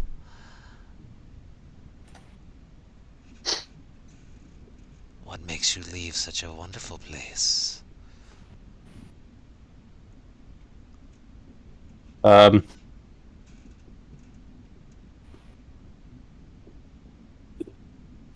it wasn't the best place to be. A shame. They have such beautiful things. And you, scrawny one. I sense magic about you. You sense correctly. I'm a wizard, and I was born in Thay. He floats back from you guys for a moment, and there's this bit of a low, guttural hiss almost. Don't worry, I'm not a fan. He is speaking common, surprisingly. It would be shocking if he didn't know it. Yeah. um, but he does drift slightly back from the group of you, and after you had said this, he realized he from best what you can tell of a dragon trying to relax a little bit, he says, "That place is dark. I would never go there myself. So, why do you need me to leave my home here in these waters? I'm causing no one harm." Didn't say leave. It's only nobody knows why you're here. Make a persuasion check. I mean, that's the truth. It is. Perfect. So he nods slowly in her direction, and you watch as he takes a moment, and then his body, while quite massive, immediately transforms and shifts into that of a bluish green humanoid figure holding a trident in one hand and a heavy metal net in the other, and you can see thick brown leather covering the majority of his body. He says, "Well, maybe this will appease them a little better, or at least not scare you too much, huh? Let us talk. I am not here for any ill will. I am not here to plunder the city or assault it in any way. I I just did not expect love that. I just enjoy watching ships travel to and fro. On the occasion that they get into fights or sink themselves from their childish arguments, I happen to collect the rare things that they leave behind. Some jewels taste rather better than others. However, I guess I'm just a fan of the quiet here. These waters are enclosed, and it is pretty heavily guarded by some sort of city protection that you guys have swimming these waters. I feel quite comfortable here.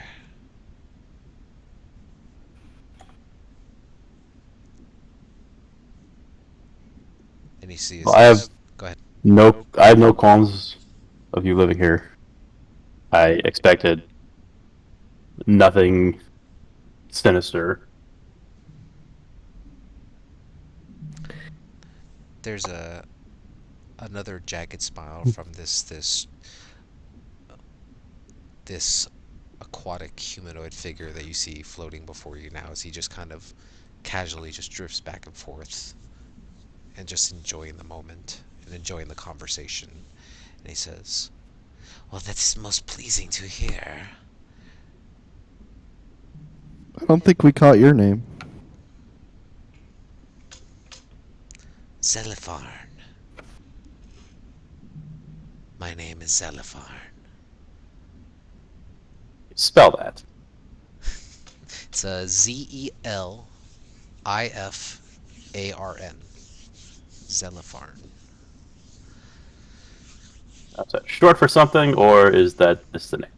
That Dragons is typically have like 30 syllables in their name. that is the name that I have chosen for myself.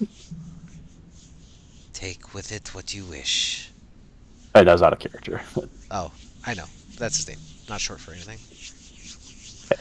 Um,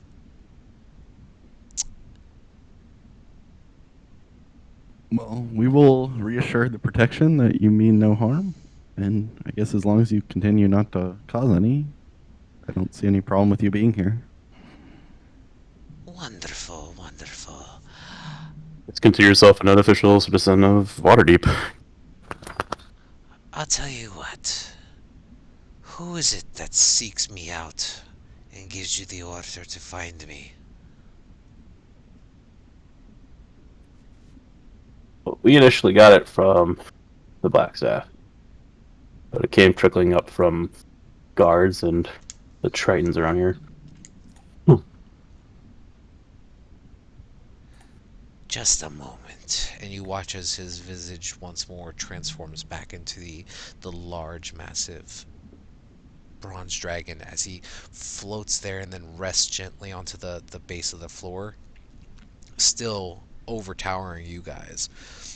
And you watch as he reaches with one of his claws towards his like underbelly, and you watch him reach and grasp for something, and then with a swift pulling motion, he brings his hand back out in front of you, and clutched between two of his claws you can see this large bronze scale. And he holds it out in front of you and he says, "Take this with you to your black staff and tell them it is my pledge to not cause any harm to yours, as long as they do not harm me and mine." I think that could be agreeable. "And should the need arise, seek me out if you need help with anything. If the city ever falls under the sway of evil, I will gladly assist you." I know. Next time you visit, bring me something worthwhile, though. Any requests?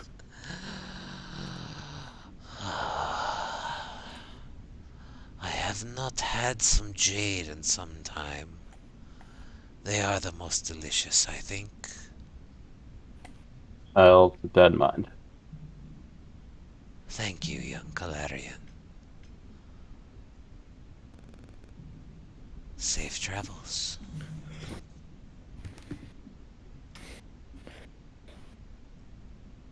And with that, you watch as his scales begin to shimmer slightly, and then he just fades from your vision.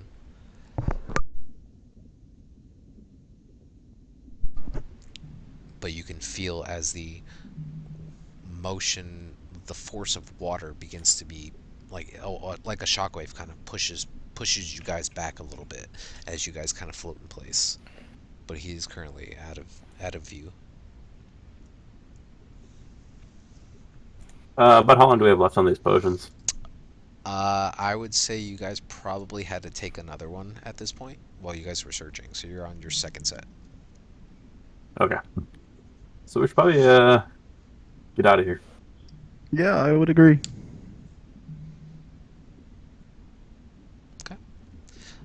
And with that, it'll take you guys a little bit of time, but you guys are able to work your way back up to the surface. As you guys kind of break water, your ears pop, and you guys catch that first moment of fresh air and salt water as it hits your lips, and you breathe this sigh of relief, and you kind of look around and you see that you guys have now drifted quite a distance away from the boat originally. But was there anything you guys were doing in the boat for like the hour plus that you guys were waiting? Strumming on a lute. Is that what the kids call it these days? Uh, Got him. Okay. Yeah, so as you guys are kind of talking amongst yourselves and patiently waiting, you do see off in the distance. Eva, you'd probably see it first with your passive. You see Talum and then Clarion break surface of water maybe about 40-50 feet away from you guys. But mind Look, they're you, not dead. the scale that you guys currently have, it probably weighs about 15 pounds. Like, it is not light by any means. It's heavy, and it's probably about, I don't know, about 1.5 feet long by about 1 foot wide. I wonder if this dragon was older than young. yeah, I feel like the information might be skewed. Make a history check, Talum. Hell yeah. I guess the question is, are you doing it on the boat or are you doing it? I don't know. Were ya? Probably do it anytime, honestly. Well, because the Bountiful Luck range would not be 50 feet from the boat. I mean, I don't know if I'm thinking about dragons while treading, but we also hadn't resolved getting back on the boat, so it's kind of up to the DM. Well, we'll say you were on the boat. Go ahead and reroll.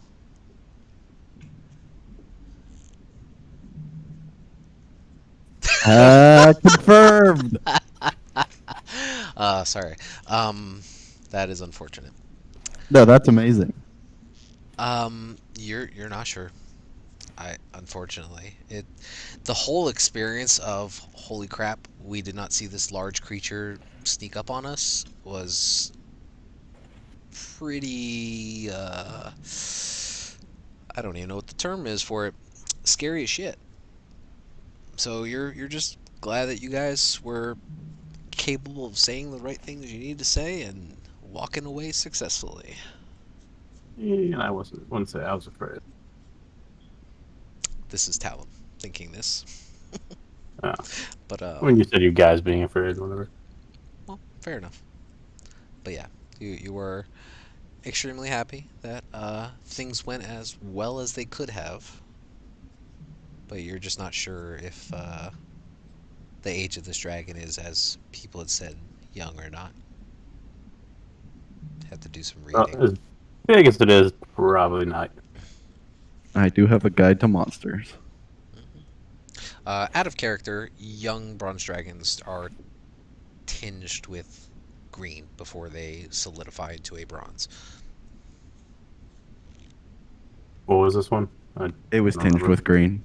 Oh. He explicitly described it like that. So Okay. cool. Well, back to the boat. We're Yep. already on the boat. You I are don't on know. the boat. Back to the Blackstaff, I guess. Okay. So you guys make your way back over to the shoreline, over where the city guard had relinquished one of their smaller boating vessels and pass that back off to them. And for better or for worse, make your way back over towards Blackstaff Tower. Within a short amount of time, you guys do find yourselves there within the study chamber with Vara and Lorelia currently just standing there patiently, um, listening to the group of you expectantly. So what have you discovered? He's cool. I'm gonna give her the dragon scale to and repeat what he told us. And be like, as I expected, he's not a danger.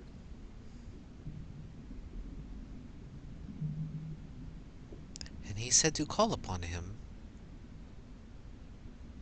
If the need arises, yes. He also made mention that he likes jade. We will keep that in mind. Well, since I have not met him directly, you hold on to this, Calarian, and she slides it back across the table towards you.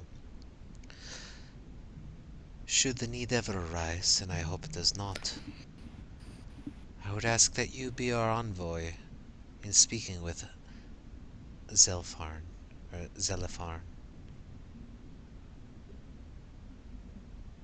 Does this sound Sure. agreeable? Sure. Probably should have asked him if there was a better way to get in touch with him, because diving all the I time. mean, I can learn spells that help with that. But yeah. At least we know where he lives.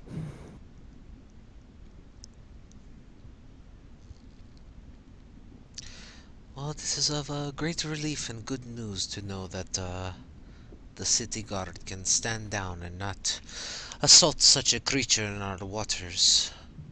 Probably wouldn't end well for him. I agree, and it would cause much havoc on the docks and stop production and sales. I will speak with them post haste. Thank you, Calarian. Thank you for the rest of you for taking such a uncertain journey through these waters.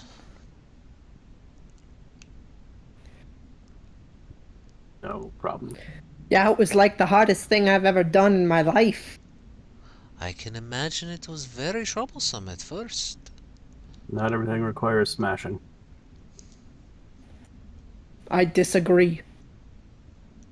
But that's besides the point, eh?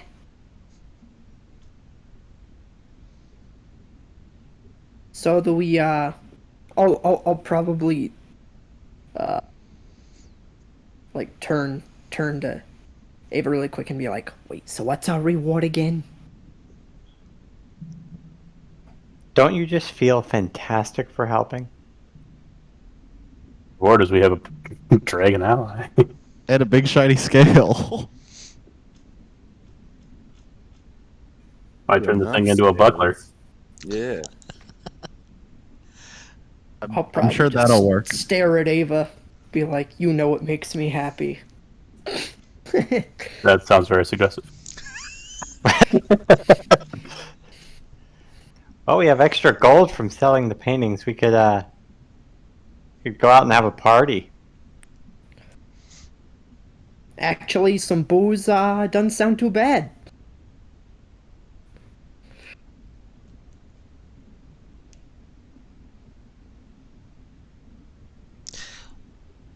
Well, if there's anything you guys require from us, please let us know, huh?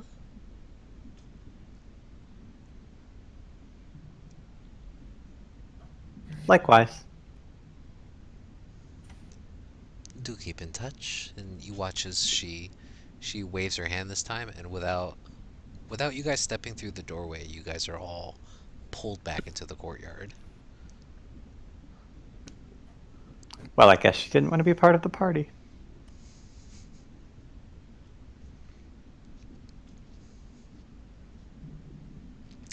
So, as you guys stand out in the center area of the castle ward at Blackstaff Tower, where do you guys wish to go? What time is it? Uh, Looking around, taking time to do this, I'd say it's probably early afternoon, just with taking the time to go find where information about the dragon, getting over to the dragon, reporting back. So yeah, early afternoon, maybe 2, 3 o'clock. With creative staying up late, could they still work on the flute thing? Electric guitar, whatever we decided it was called. That is I was totally up to gonna- them. Out of character questions, how much do we have anything else that's on a timeline or that's urgent? Like, do we have anything active, or could we just take a couple, like, power through that with a couple days of I think downtime? just the guitars left. We sold the paintings. We did the dragon. If there's We got anything our- urgent, honestly, I know we wanted to meet with Drannon or Counselor, whatever his last name was. I don't know. Darlin or something. Darlin, Pick. Drannon Darlin. Drannon Yeah. Darlin. Daraln. I mean, he'll probably show up if the guards helped us. If not, we'll have to seek him out, I guess. Yeah, well. But if we take 2 days of downtime, I'm sure we can get a meeting. That would I can make our- also go visit Durnan, and everyone's name starts with a D. Like, everyone I know, it's so hard to keep them straight. There are a lot, yeah, sorry. No more D names for now. Hey. Scratches off like 10 pages of notes. Throw in a couple Q names. Derek, that'd be- Dornan, Dorman, I should have named the dragon Devon. Delifarn. No, not intentional by any means, I promise. So, Anyways, we can probably go see Durnan and see if he has any faster way of contacting Durnan.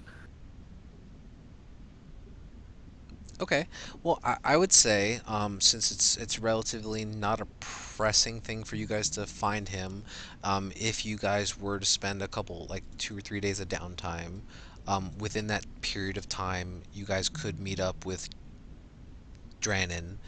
He would end up coming back to your guys' establishment the following day if you don't go seeking him out. Just to say, hey, I got word that you guys were looking for me, so here I am. You guys can have that dialogue and pay off the rest of the manor if you wish. That way, construction doesn't halt until you guys get a hold of him. I could take care of that. Okay. So that can definitely happen. And then I guess if you guys wanted to kind of fast forward to the end of the creation of the musical instrument, we can push on that as well. Yeah. Can Ava convince Perry to push through the electric vial as well? Oh boy. That is totally up to you and him. Well, you might want to deal with the aberration after we do the one Viola. Did you tell them about that yet? Nope, I haven't. What's his about an aberration? Oh, the Floon is an aberration. I just haven't revealed that to the party yet. I think he was trying to prompt Perry to say it. I love when Perry talks to himself. Yeah. Perry, your inside voice is totally different than your outside voice. What kind of aberration are we talking about? We don't know. We know it's good or evil. That is just fantastic. Probably a doppelganger, isn't it? He hasn't killed us yet, so. I'm not entirely certain if this is all Calarian out of character. This is totally out of character. Okay. Yeah. Yeah. No, I mean, if he yeah. hasn't revealed it to us yet, then there's no way I can be asking these questions. So. Right. Yeah, I think it was 2 sessions ago, Perry was in the process of looking for Lif, the spirit that's in the tavern, and he ended up discovering that there's a strong aberration sense coming from Flume. But he didn't say anything. Because he doesn't seem to be evil, so he's not too worried about it. But at the same time, Well, that is a really weird name, so I mean, the name itself is an aberration. Okay, so what do you guys want to do? We'll at least push through the loot, and then yeah. if we're making the loot, Ava will stick around and encourage and give Bardic Inspiration, and at the same time try to convince Perry that it's dreadfully important that both instruments hit the city at the same time. Well, even if we have the Viola, the tavern's not ready yet. This is true. So, total time for completion, strangely enough, it took about 2 or so days for the Roofers Guild to complete their job. The Stonery and Masonry Guild will probably only take them a day just to touch up the place. After that point, let me pull up the repair. Plumbers and plasters is next, I think. Yeah, the Plumbers and Plasterers Guild, they will probably take an entire day if they work extended hours just to get it pushed through. Probably by the end of this 10-day, you guys would be done. So what we can do is, for next session, the way everything kind of works together is we'll have a bit of a time skip where you guys can do some skill checks to finish up this electric guitar, and that would also coincide with you guys would probably be maybe a day or so away from the tavern being fully finished. Nice. Yeah, let's do that. Okay. So if everyone's on board with that, I get we'll continue on with the way we're going for the rest of this session. But you know, for next session, just think of what would you guys have been doing, or you can tell me now if you already know, what would you have been doing for the next 4 days while you guys are taking care of this guitar. Are you talking about people who are like everyone, or Yeah, people who are not actually working on the guitar? Well, so if we're doing some downtime activities, what would you guys be doing aside from Perry and I imagine Tizio and Eva would be working on the guitar? Eva, Yep. Are you going to spend all 4 days working with them, or are you going to just kind of be like doing other stuff? No, I'll stick around with them. I'm going to keep wheedling Perry and Okay. providing inspiration. Alright, so that'll give them advantage for the next 4 days. Talon, what would you be doing for the next 4 days? I mean, I don't really know what's possible. Can I There are make? millions of things. What would you like to make? No, not make.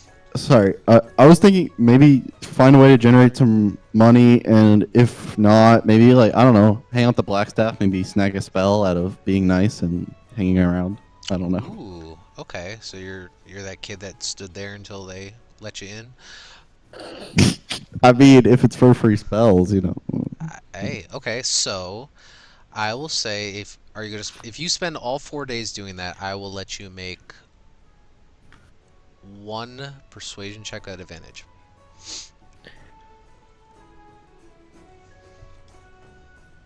But this is you spending like 8 hours a day standing in the courtyard of the tower, Oh, like waiting. So an 8? Okay. I'll get to you in a minute. Clarion, Clarion, what are you doing for the Ouch. next 4 days?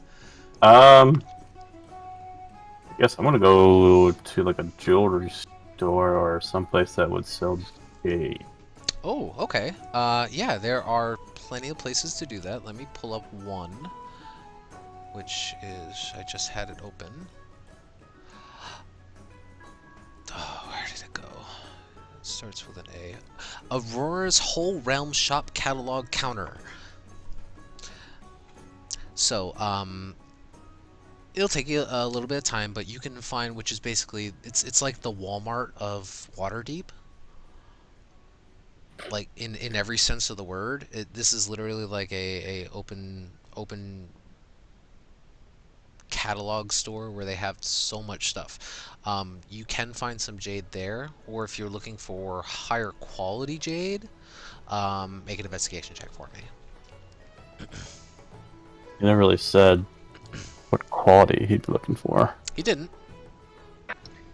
And quick question: Does I believe I know a couple shops that may, or a shop that may sell that? Is Sure. that something I can relate to him as well? I would say no because you're busy. So you're super busy with Perry for this entirety of day. Well, I guess maybe at night. Yeah, you could mention a shop to him.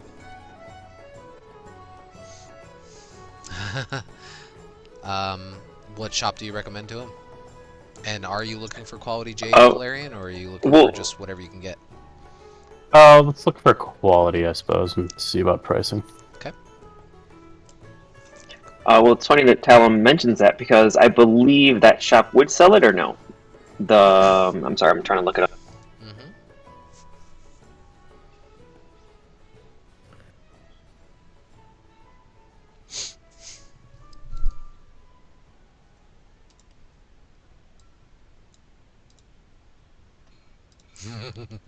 Yes, the A&E Apothecary totally sells jade.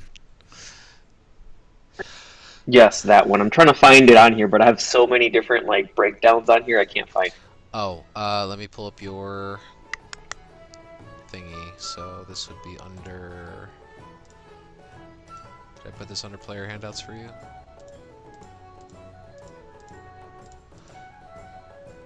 Castle Ward shops. So you have no. Oh, because you're thinking of the Jade Jug, the inn. Probably not the best spot.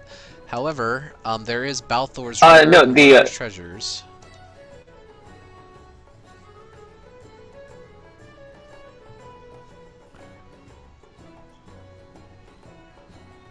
Is that what you're referring to?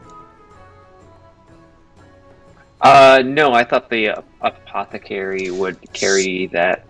I mean, but so I'm not sure. The apothecary, you can buy medicine, herbs, rare substances used in making perfumes, oils, poisons, and material components in casting spells. But the very first one you have would be Balthor's Rare and Wondrous Treasures, which this shop is on the side street of the Street of Swords and south of Selduth Street. The wealthy shopper can buy a wide selection of curios here, especially from coins from all over Torel, gems, and regalia.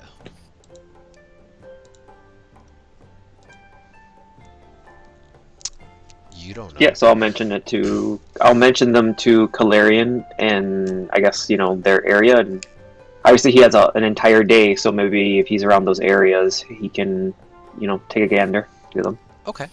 So Kalarian, with that you wouldn't have to roll for the investigation. Excuse me 1 second. Excuse me.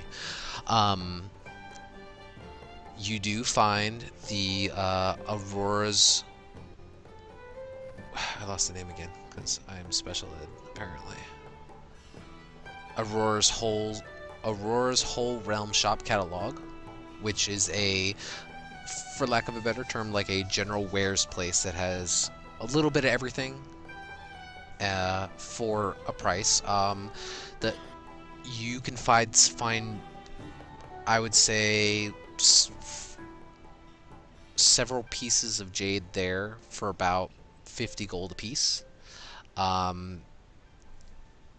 these just like chunks, or these are like just chunks of jade. They're not like shaped or crafted in any way. These look like some of them aren't even like just gemstones. Some of them are like small jade frog statues, necklaces made out of rough cut jade.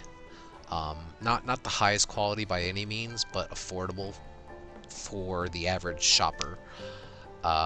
It's Walmart jewelry counter versus you know, that's one day of searching, and you can find, like I said, for about 50 gold a piece, you can get yourself a chunk of jade or a piece of jewelry of jade. Do If you these go, people also craft stuff for you or take commissions? these people do not. They are more or less a They provide the raw materials, a whatever. retailer of whatever it is. So yeah, so they don't have like just raw jade. But if you were to go to Baltor's, you would find that he does have a selection of raw, well-cut jade, not used in any kind of, you know, jewelry or rings or anything. These are like unset stones that have been, you know, well cut, and they would probably cost you about 100 gold apiece. Okay. And, So and say I wanted to make like I don't know, just for a friend, a dragon shaped jade statue, I'm sorry, you broke up on me. What'd you say? a jade statue in the shape of a dragon. If you wanted him to custom make one of those, Yes. uh, with the material that he has available, he wouldn't be able to. None of the pieces of jade he has, he can like reassemble into a statue. He would have to find a larger chunk and then get that carved down into the shape of the dragon to meet your specifications. It would take him maybe about 2 or 3 days. He could do it for about 250 gold. All right.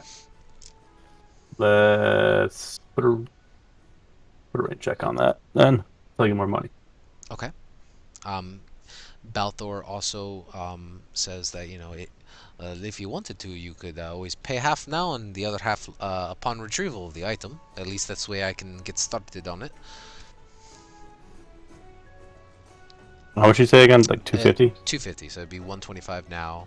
That way he can go purchase the material, start working on it.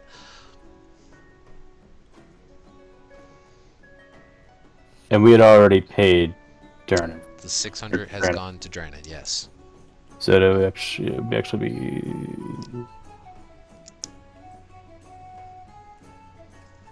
Should I write the number down?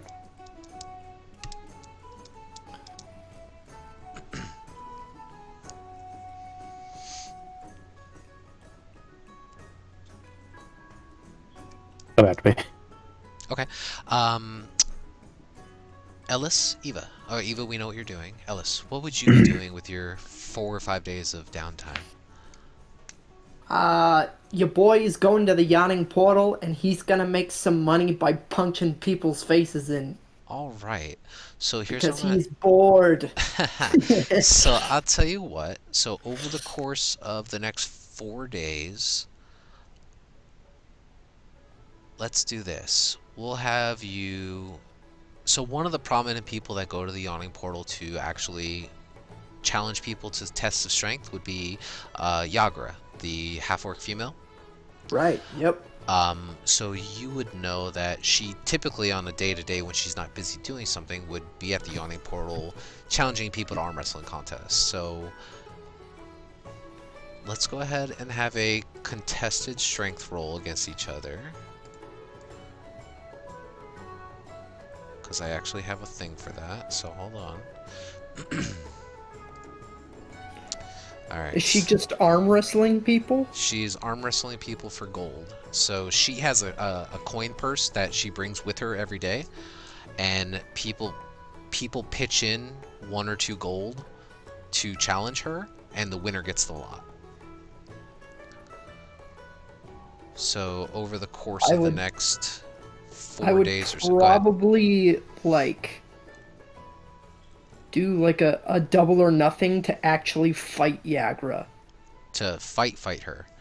Yeah, like I want to go fisticuffs. Ellis has not fought anything in days.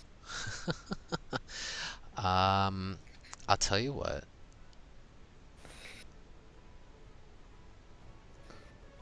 Make a persuasion check. This is with advantage. because you were offering to pay her to fight you. Ooh, fair enough. Oh, I don't know. Oh, wait, just kidding.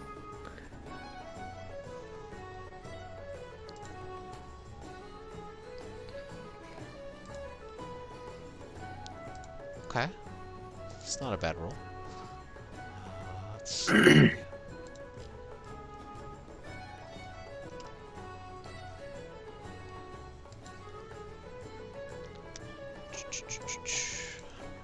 Let's see. Where is her stats? Thought I had her stats on here.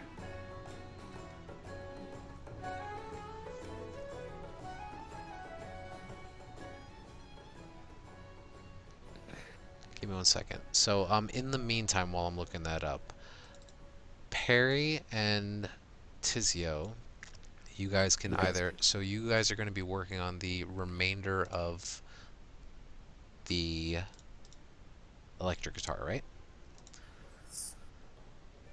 Okay, so for the next phase of this instrument, you guys need to forge and cast the strings. So for this, I'll need you guys to go ahead and make a... This will be a dexterity check. And you guys will get a D6 Bardic Inspiration from Eva. And if you guys are spending the whole day doing this, I'll give you advantage on it. So which one of you want to make the check?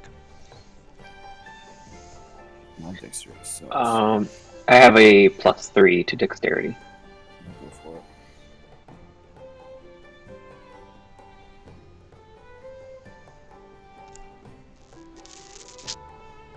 That D6. Mm-hmm.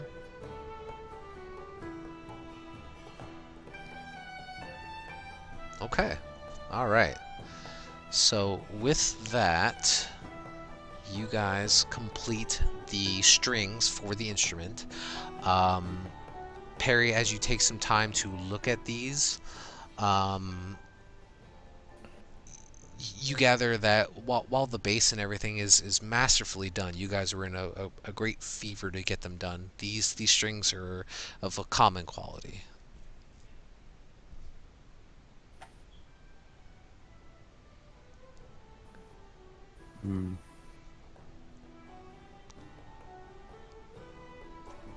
But you passed the DC for making them. It's just the quality of it is not as great as you would have liked.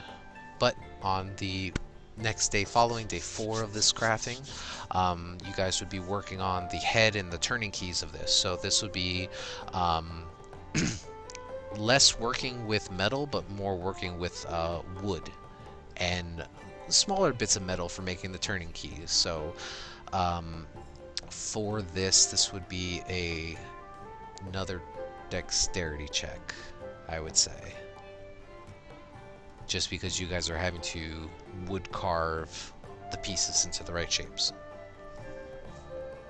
Alright.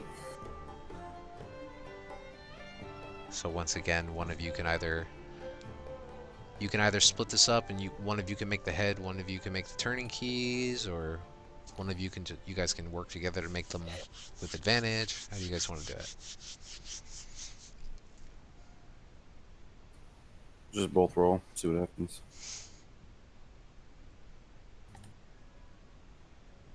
Haha. Who's the real crafter? Tizzy, are you aiding him or helping him, or are you working on a separate part with him? I'm sorry, what was the part that was being made? The head and the turning keys. Okay, that's beautiful. That's really nice. And it's a dex save? Not a save, a skill check. Dexterity check. Did you add your... Oh, no, it's just because on his it says save, so I was just kind of confused. Oh, right. Yeah, it wouldn't be a save for him. It would just be a standard dexterity check. So, what's your dex? No, it's same thing. Yeah, so... Still rolled a 20 and a 6 for 28. I'm not proficient, so... Yeah. So, Still good. Yeah, no, those are both excellent rolls. Oh yeah. So even though the strings are not the highest of quality, thankfully the head, the turning keys, the body, neck, and the frets, all of those are masterfully done and seamlessly tied together into one long instrument. Um, you're not entirely sure how long the strings will last, as strings break, um, but you are fairly confident that this strange loot is now assembled correctly and to the specifications that you guys have designed.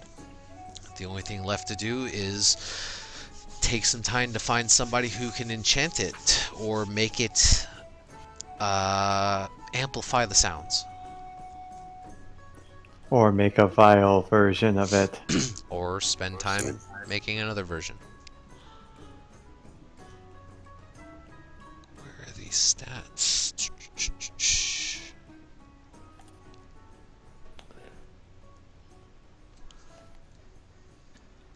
What do you think, Perry? Should we try to figure out the rest? Yeah. I was thinking like just going to the Blackstaff But that's your arch find enemy. find another mage guild. Thought we were gonna go to the dragon next door. The dragon's capable of doing stuff like that. She's referring to the Dragonborn next door. Yeah, the dragonborn. Oh, Who works in the alley. Yeah. We can do that. Okay. Wait, what? I think you missed that session or something. No? Oh, okay. No, I remember now. I remember. Sorry. The gold Dragonborn, who was wearing a long, flowing purple and red cloak, who was carrying books over to his humble abode. Right at number 6. So, Perry and Tizio and Eva, as you guys make your way over to the western side of Trollskull Alley, where you guys haven't really been to besides going to Froon's Brews, where you can still see now the darkened interior, rugged on the inside, but lavish exterior. Currently empty, no one inside. You guys make your way over to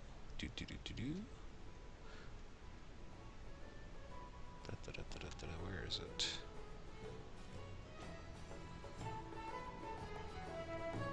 Nope. Chapter 2, please. There it is. His shop is called, because I've said this before, Bookworm's Treasure. So the front of this bookstore is adorned with a charming sign of a golden dragon curled around a treasure hoard of books and scrolls.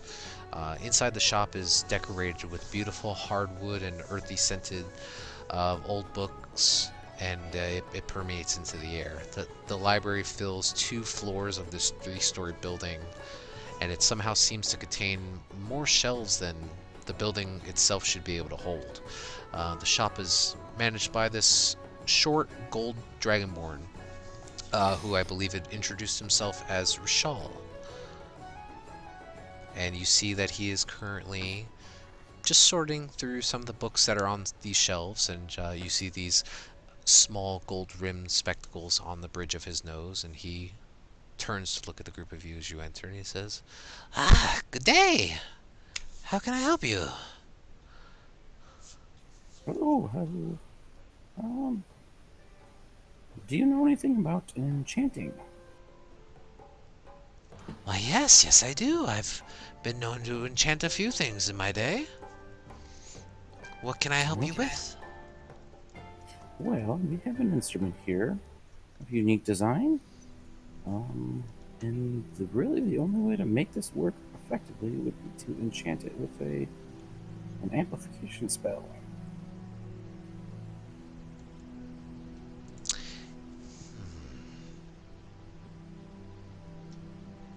And you brought the instrument with you, I imagine. Yeah. So yeah, so he pauses and he takes a moment to look at the instrument. He goes, "Oh, I've never seen anything like this before. I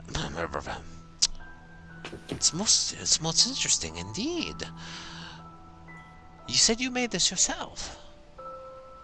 Yeah, so I suppose Tizzy here assisted in minor things, yes. Why'd you have to say it that way, Perry?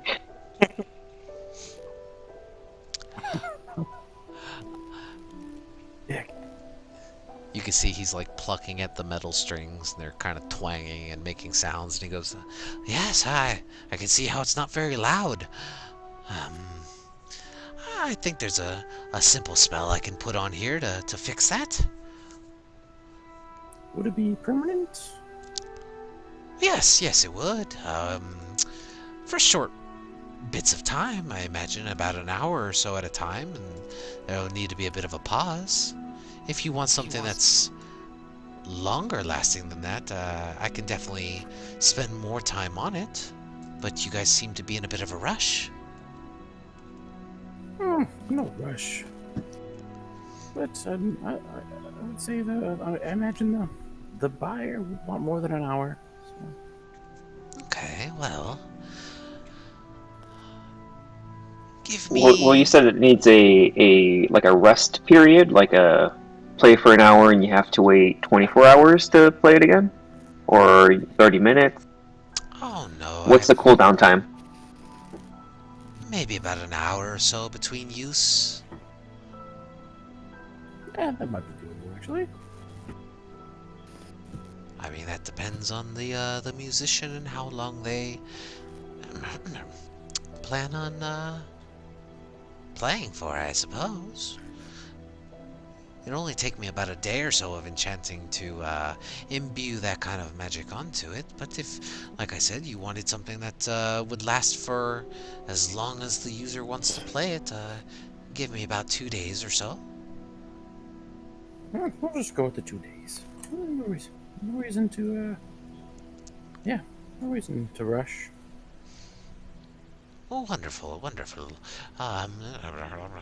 You see, it's like he's trying to count in his head. So 3. Yes, I think that'll work. I could probably cast a fairly simple spell on this over the course of 2 days for about 25 gold pieces. Yes, I suppose this counts as material costs, right? It looks at Tizio. I would say so. Yeah, I would say so as well. So just send the crap, what was his name? Yeah, send it to Ivan Durst at the Gentle Mermaid. The bill for us. He said he's agreed to pay for all these costs. Well, since I don't know him personally, how about you guys front the 25 gold, and I will provide you a receipt that you can give to him. So be it. Just hand over the 25 gold. I much appreciate it. Thank you. I'd hate to be running around after a stranger I've never met for money. I don't blame you. Okay, so you guys relinquish the almost completed guitar, and he can have that back to you in about 2 days or so.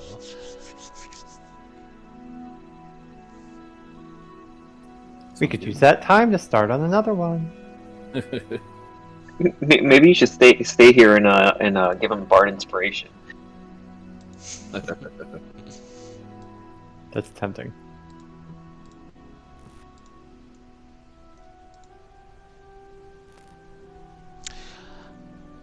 Ellis. It's me. Oh boy. Let's see how. So, let me find the correct name of this place.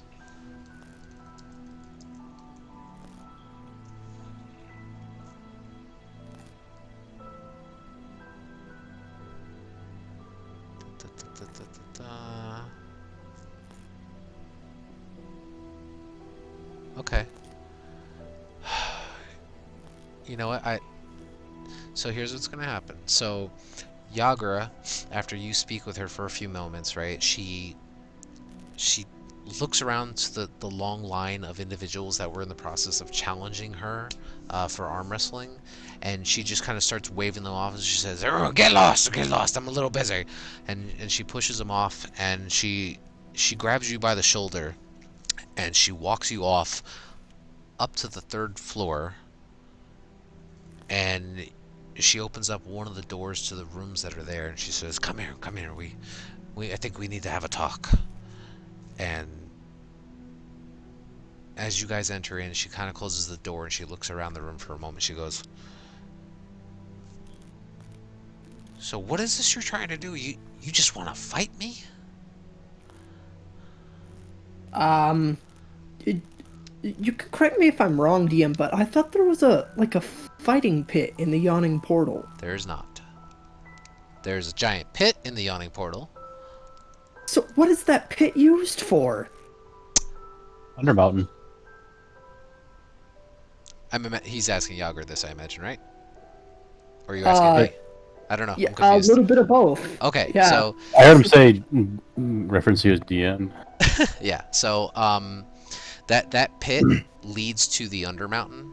It's about a 150-foot drop. It's a 40-foot wide, 150-foot deep portal or drop in the ground that leads to the Undermountain portion of Waterdeep, which is crawling with monsters and madness and craziness. Oh, so this that was not a fighting pit that was referenced. Correct. So let's What I- show you. Retcon, I want to go to a tavern with a fighting pit and beat someone up. Oh no, this works for you because Oh, okay. you know, yeah. So this right here is a large well that just drops down into complete utter darkness. You guys can see this, right? It's not dark. It's all black. Hold on. Yeah, I was refreshing right now because of that. Dynamic lighting. There it goes. Is that better? Ah, yes. Okay. So obviously ignore all the side chambers and stuff. This is a giant well in the center of this 3-story building. There is a large pulley system that lowers people into the pit, because you do see from time to time certain adventurers band together in parties to venture down into Undermountain, having paid a fee, Claire, and you would know this, to Durnan to use that entranceway to get into Undermountain to go exploring. That's kind of one of the major gimmicks for the Yawning Portal. He's more or less monopolized the entrance into the Undermountain. Ah. But with that being said, Yagra takes you upstairs and she speaks to you and she says, if you're looking for a fight in the ring, those are a wee bit illegal in the streets, if I don't say so myself, but you give me a day, I'll find you a fight. You promise? That's what friends are for, aren't they? Yeah, girl, you the best. Ah, of course. And I scratch your back, you scratch mine, right? So that's how it works. You know what it is. All Finally, right. you know what? I've been traveling around these people, and everything they do by like talking to people, and you know it's all right and all, and I guess it's effective, but man, my fists are like getting muscle atrophy, you know? I don't know what atrophy means, but yeah, it sounds like a big word. But anyway, if it's the fight you're looking for, I can find you one. Just give me a little bit of time. I have to talk with some people I know. But Sounds good. just don't tell I'll Davin. yeah, no problem. I'll give Yagra 2 gold. This one is a thank you for finding me a fight. All right, no problem. Appreciate it. Just let me know if you need anything, huh? Sounds good. Yeah, so what have you guys been up to anyway? Keeping out of trouble?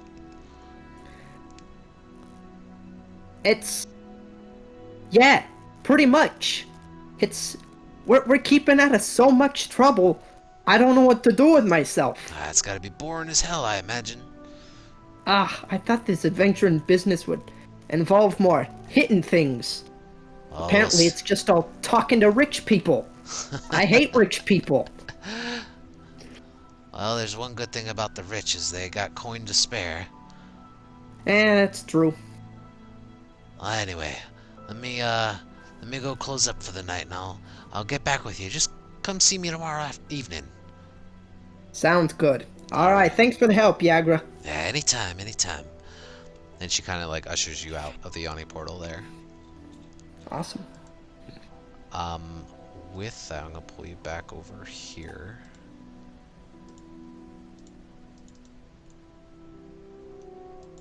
That's awesome. Okay, so let's see. I think that was everybody except for Talum, who rolled an 8 to persuade the Blackstaff to teach him something.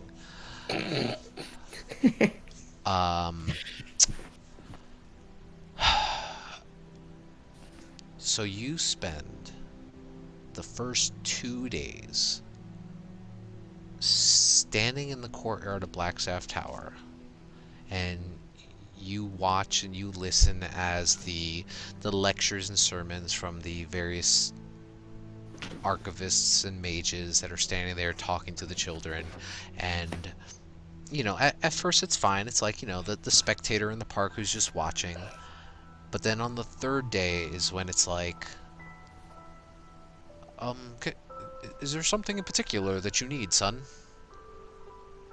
Oh, I'm just trying to pick up some free knowledge, a spell here or there, or some useful thing. Are you interested in the arcane? I am a wizard, and I've been helping out the Blackstaff, so I don't know. I was just curious. I see, I see. Well, have you tried going inside and speaking to her yourself? I mean, I don't want to bother her. She's busy, Well, come join us. Maybe we can refresh you a little bit on the fundamentals, huh? Sure. And then you spend the next day and a half learning stuff that you learned already. Cool. I tried conjuring lava out of boredom. With what spell? Minor conjuration. In the courtyard? Yeah, just, 10 feet in front of me, away from everyone. I gotta look up the spell again. It's a non-magical object. See, this has application. It does. I'll tell you what. Roll me an Arcana check to see if it succeeds. One of these has to go in my favor. Summons lava. Jesus. Not much, but Okay. But has Talum seen lava? okay, if it's... My mentor was a conjuration wizard, and if it's actually possible, this is the greatest tool ever. So he would have taught me about it, if it's possible. So, here's the... Oh, boy. Hold on. I always come up with a way to stump you. It's okay. Okay, 1 second.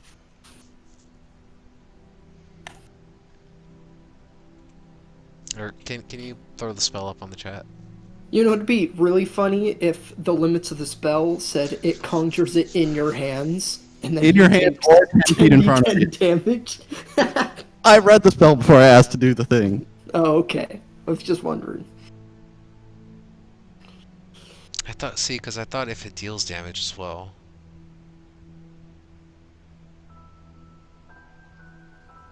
I thought there was a part on that text that said if it dealt damage, it stops the spell as well, like there was an addendum to it. We will get back to that at the start of the next session. How's that? Okay. Yeah. That's Good luck. Yeah, so as you... Can you summon elements with yeah. the conjuration? Yeah, I want to say like you can summon swords and stuff, but I read somewhere this week that if it deals damage or takes damage, it drops. So like my initial response would be, number 1, you're inside the Blackstaff's area, so it ain't gonna work because the DC is higher than 18. 2, if you did it outside of the Blackstaff area, it might work, but as soon as it singed the ground, it would disappear. Yeah, that's at the end of the spell. Or at the very last line. The object disappears after 1 hour when you use this feature again, or if it takes any damage. Right, takes. Oh, but that's meaning the object. Yeah. damage to it. Yeah. So I had to look for the addendum where I saw that it said if it deals damage as well, but I will find it. But with that wonderful, perplexing statement, we will end the session for the evening. Wonderful. I got a quick question on top of that. Like, Yes. if you summoned a pickaxe, could you use the pickaxe, or would it just every time that you hit something with it? Well, I mean, so this is where I have to look up the full text that I read, because if you were to summon a pickaxe and use it dealing damage to something, I think it disappears, but I had to find it. Yeah, it was errated, and the Roll20 version doesn't seem to have it. Yeah, that's why I was confused by. Let me pull up my player's handbook real quick.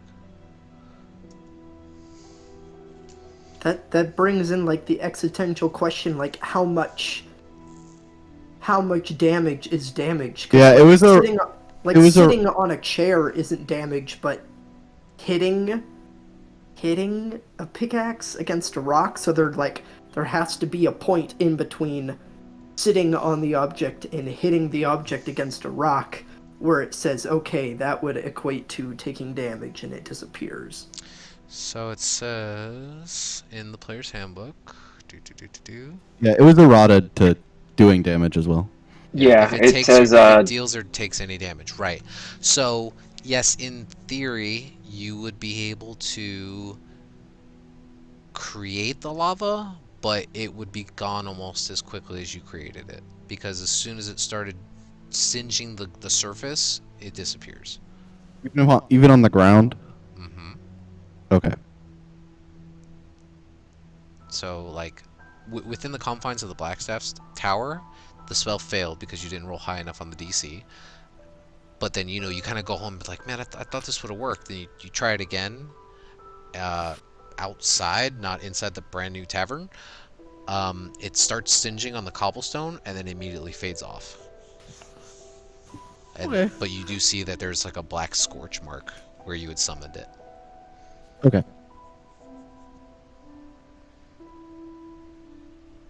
Cool. Good with me. Is there any other questions of me?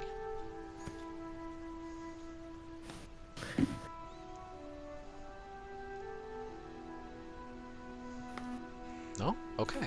So we will pick up next Sunday, 7 p.m. Alright. Central.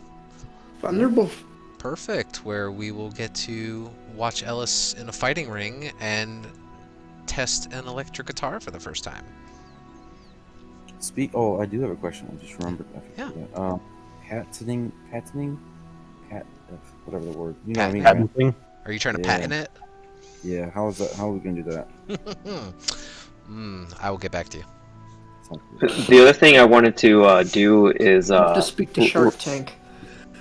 I wanted to write our Perry and I's, I guess, like a signature or initials or something like that on there with like the number 1, I guess, on there. Like that's our first one. Oh, like Gibson 1? Sure. If Perry is cool with that, that is. Yeah, that sounds fun. Okay. So, okay. Think of what you would inscribe on it and let me know.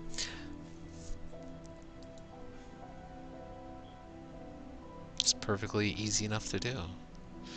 And then what will happen is we will pick up on the next session right as the enchantment on the guitar is completed.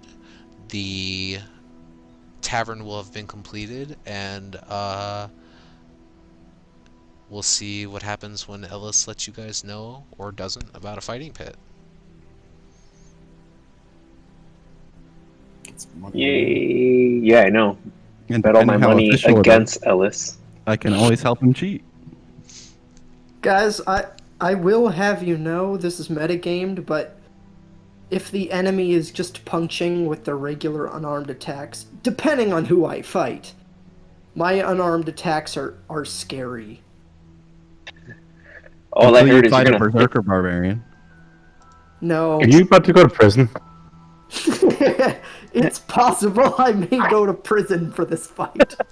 Well, I mean, if Yago's getting you the fight, there's probably some underground shit that doesn't Probably really some have any sort of Xanath or communication with grunt.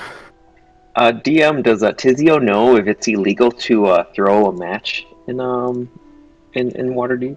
To throw a match or host a match? Good luck. No, like him like going up against somebody and losing on purpose.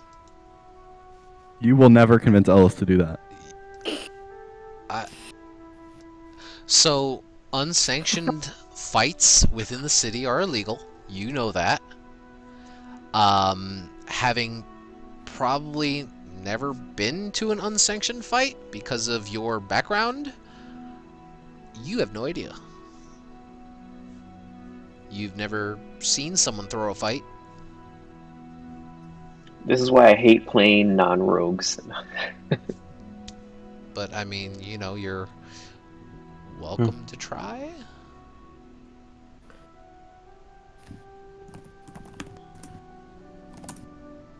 But we'll find out next week, huh? Thank you all for For playing. sure. Yeah, it was fun. Thank you all for watching. Yeah, nice job, everyone. Tell your friends. And everyone have a good night. Good night, guys. Night, peeps. Good night, guys. Nope. Look at that.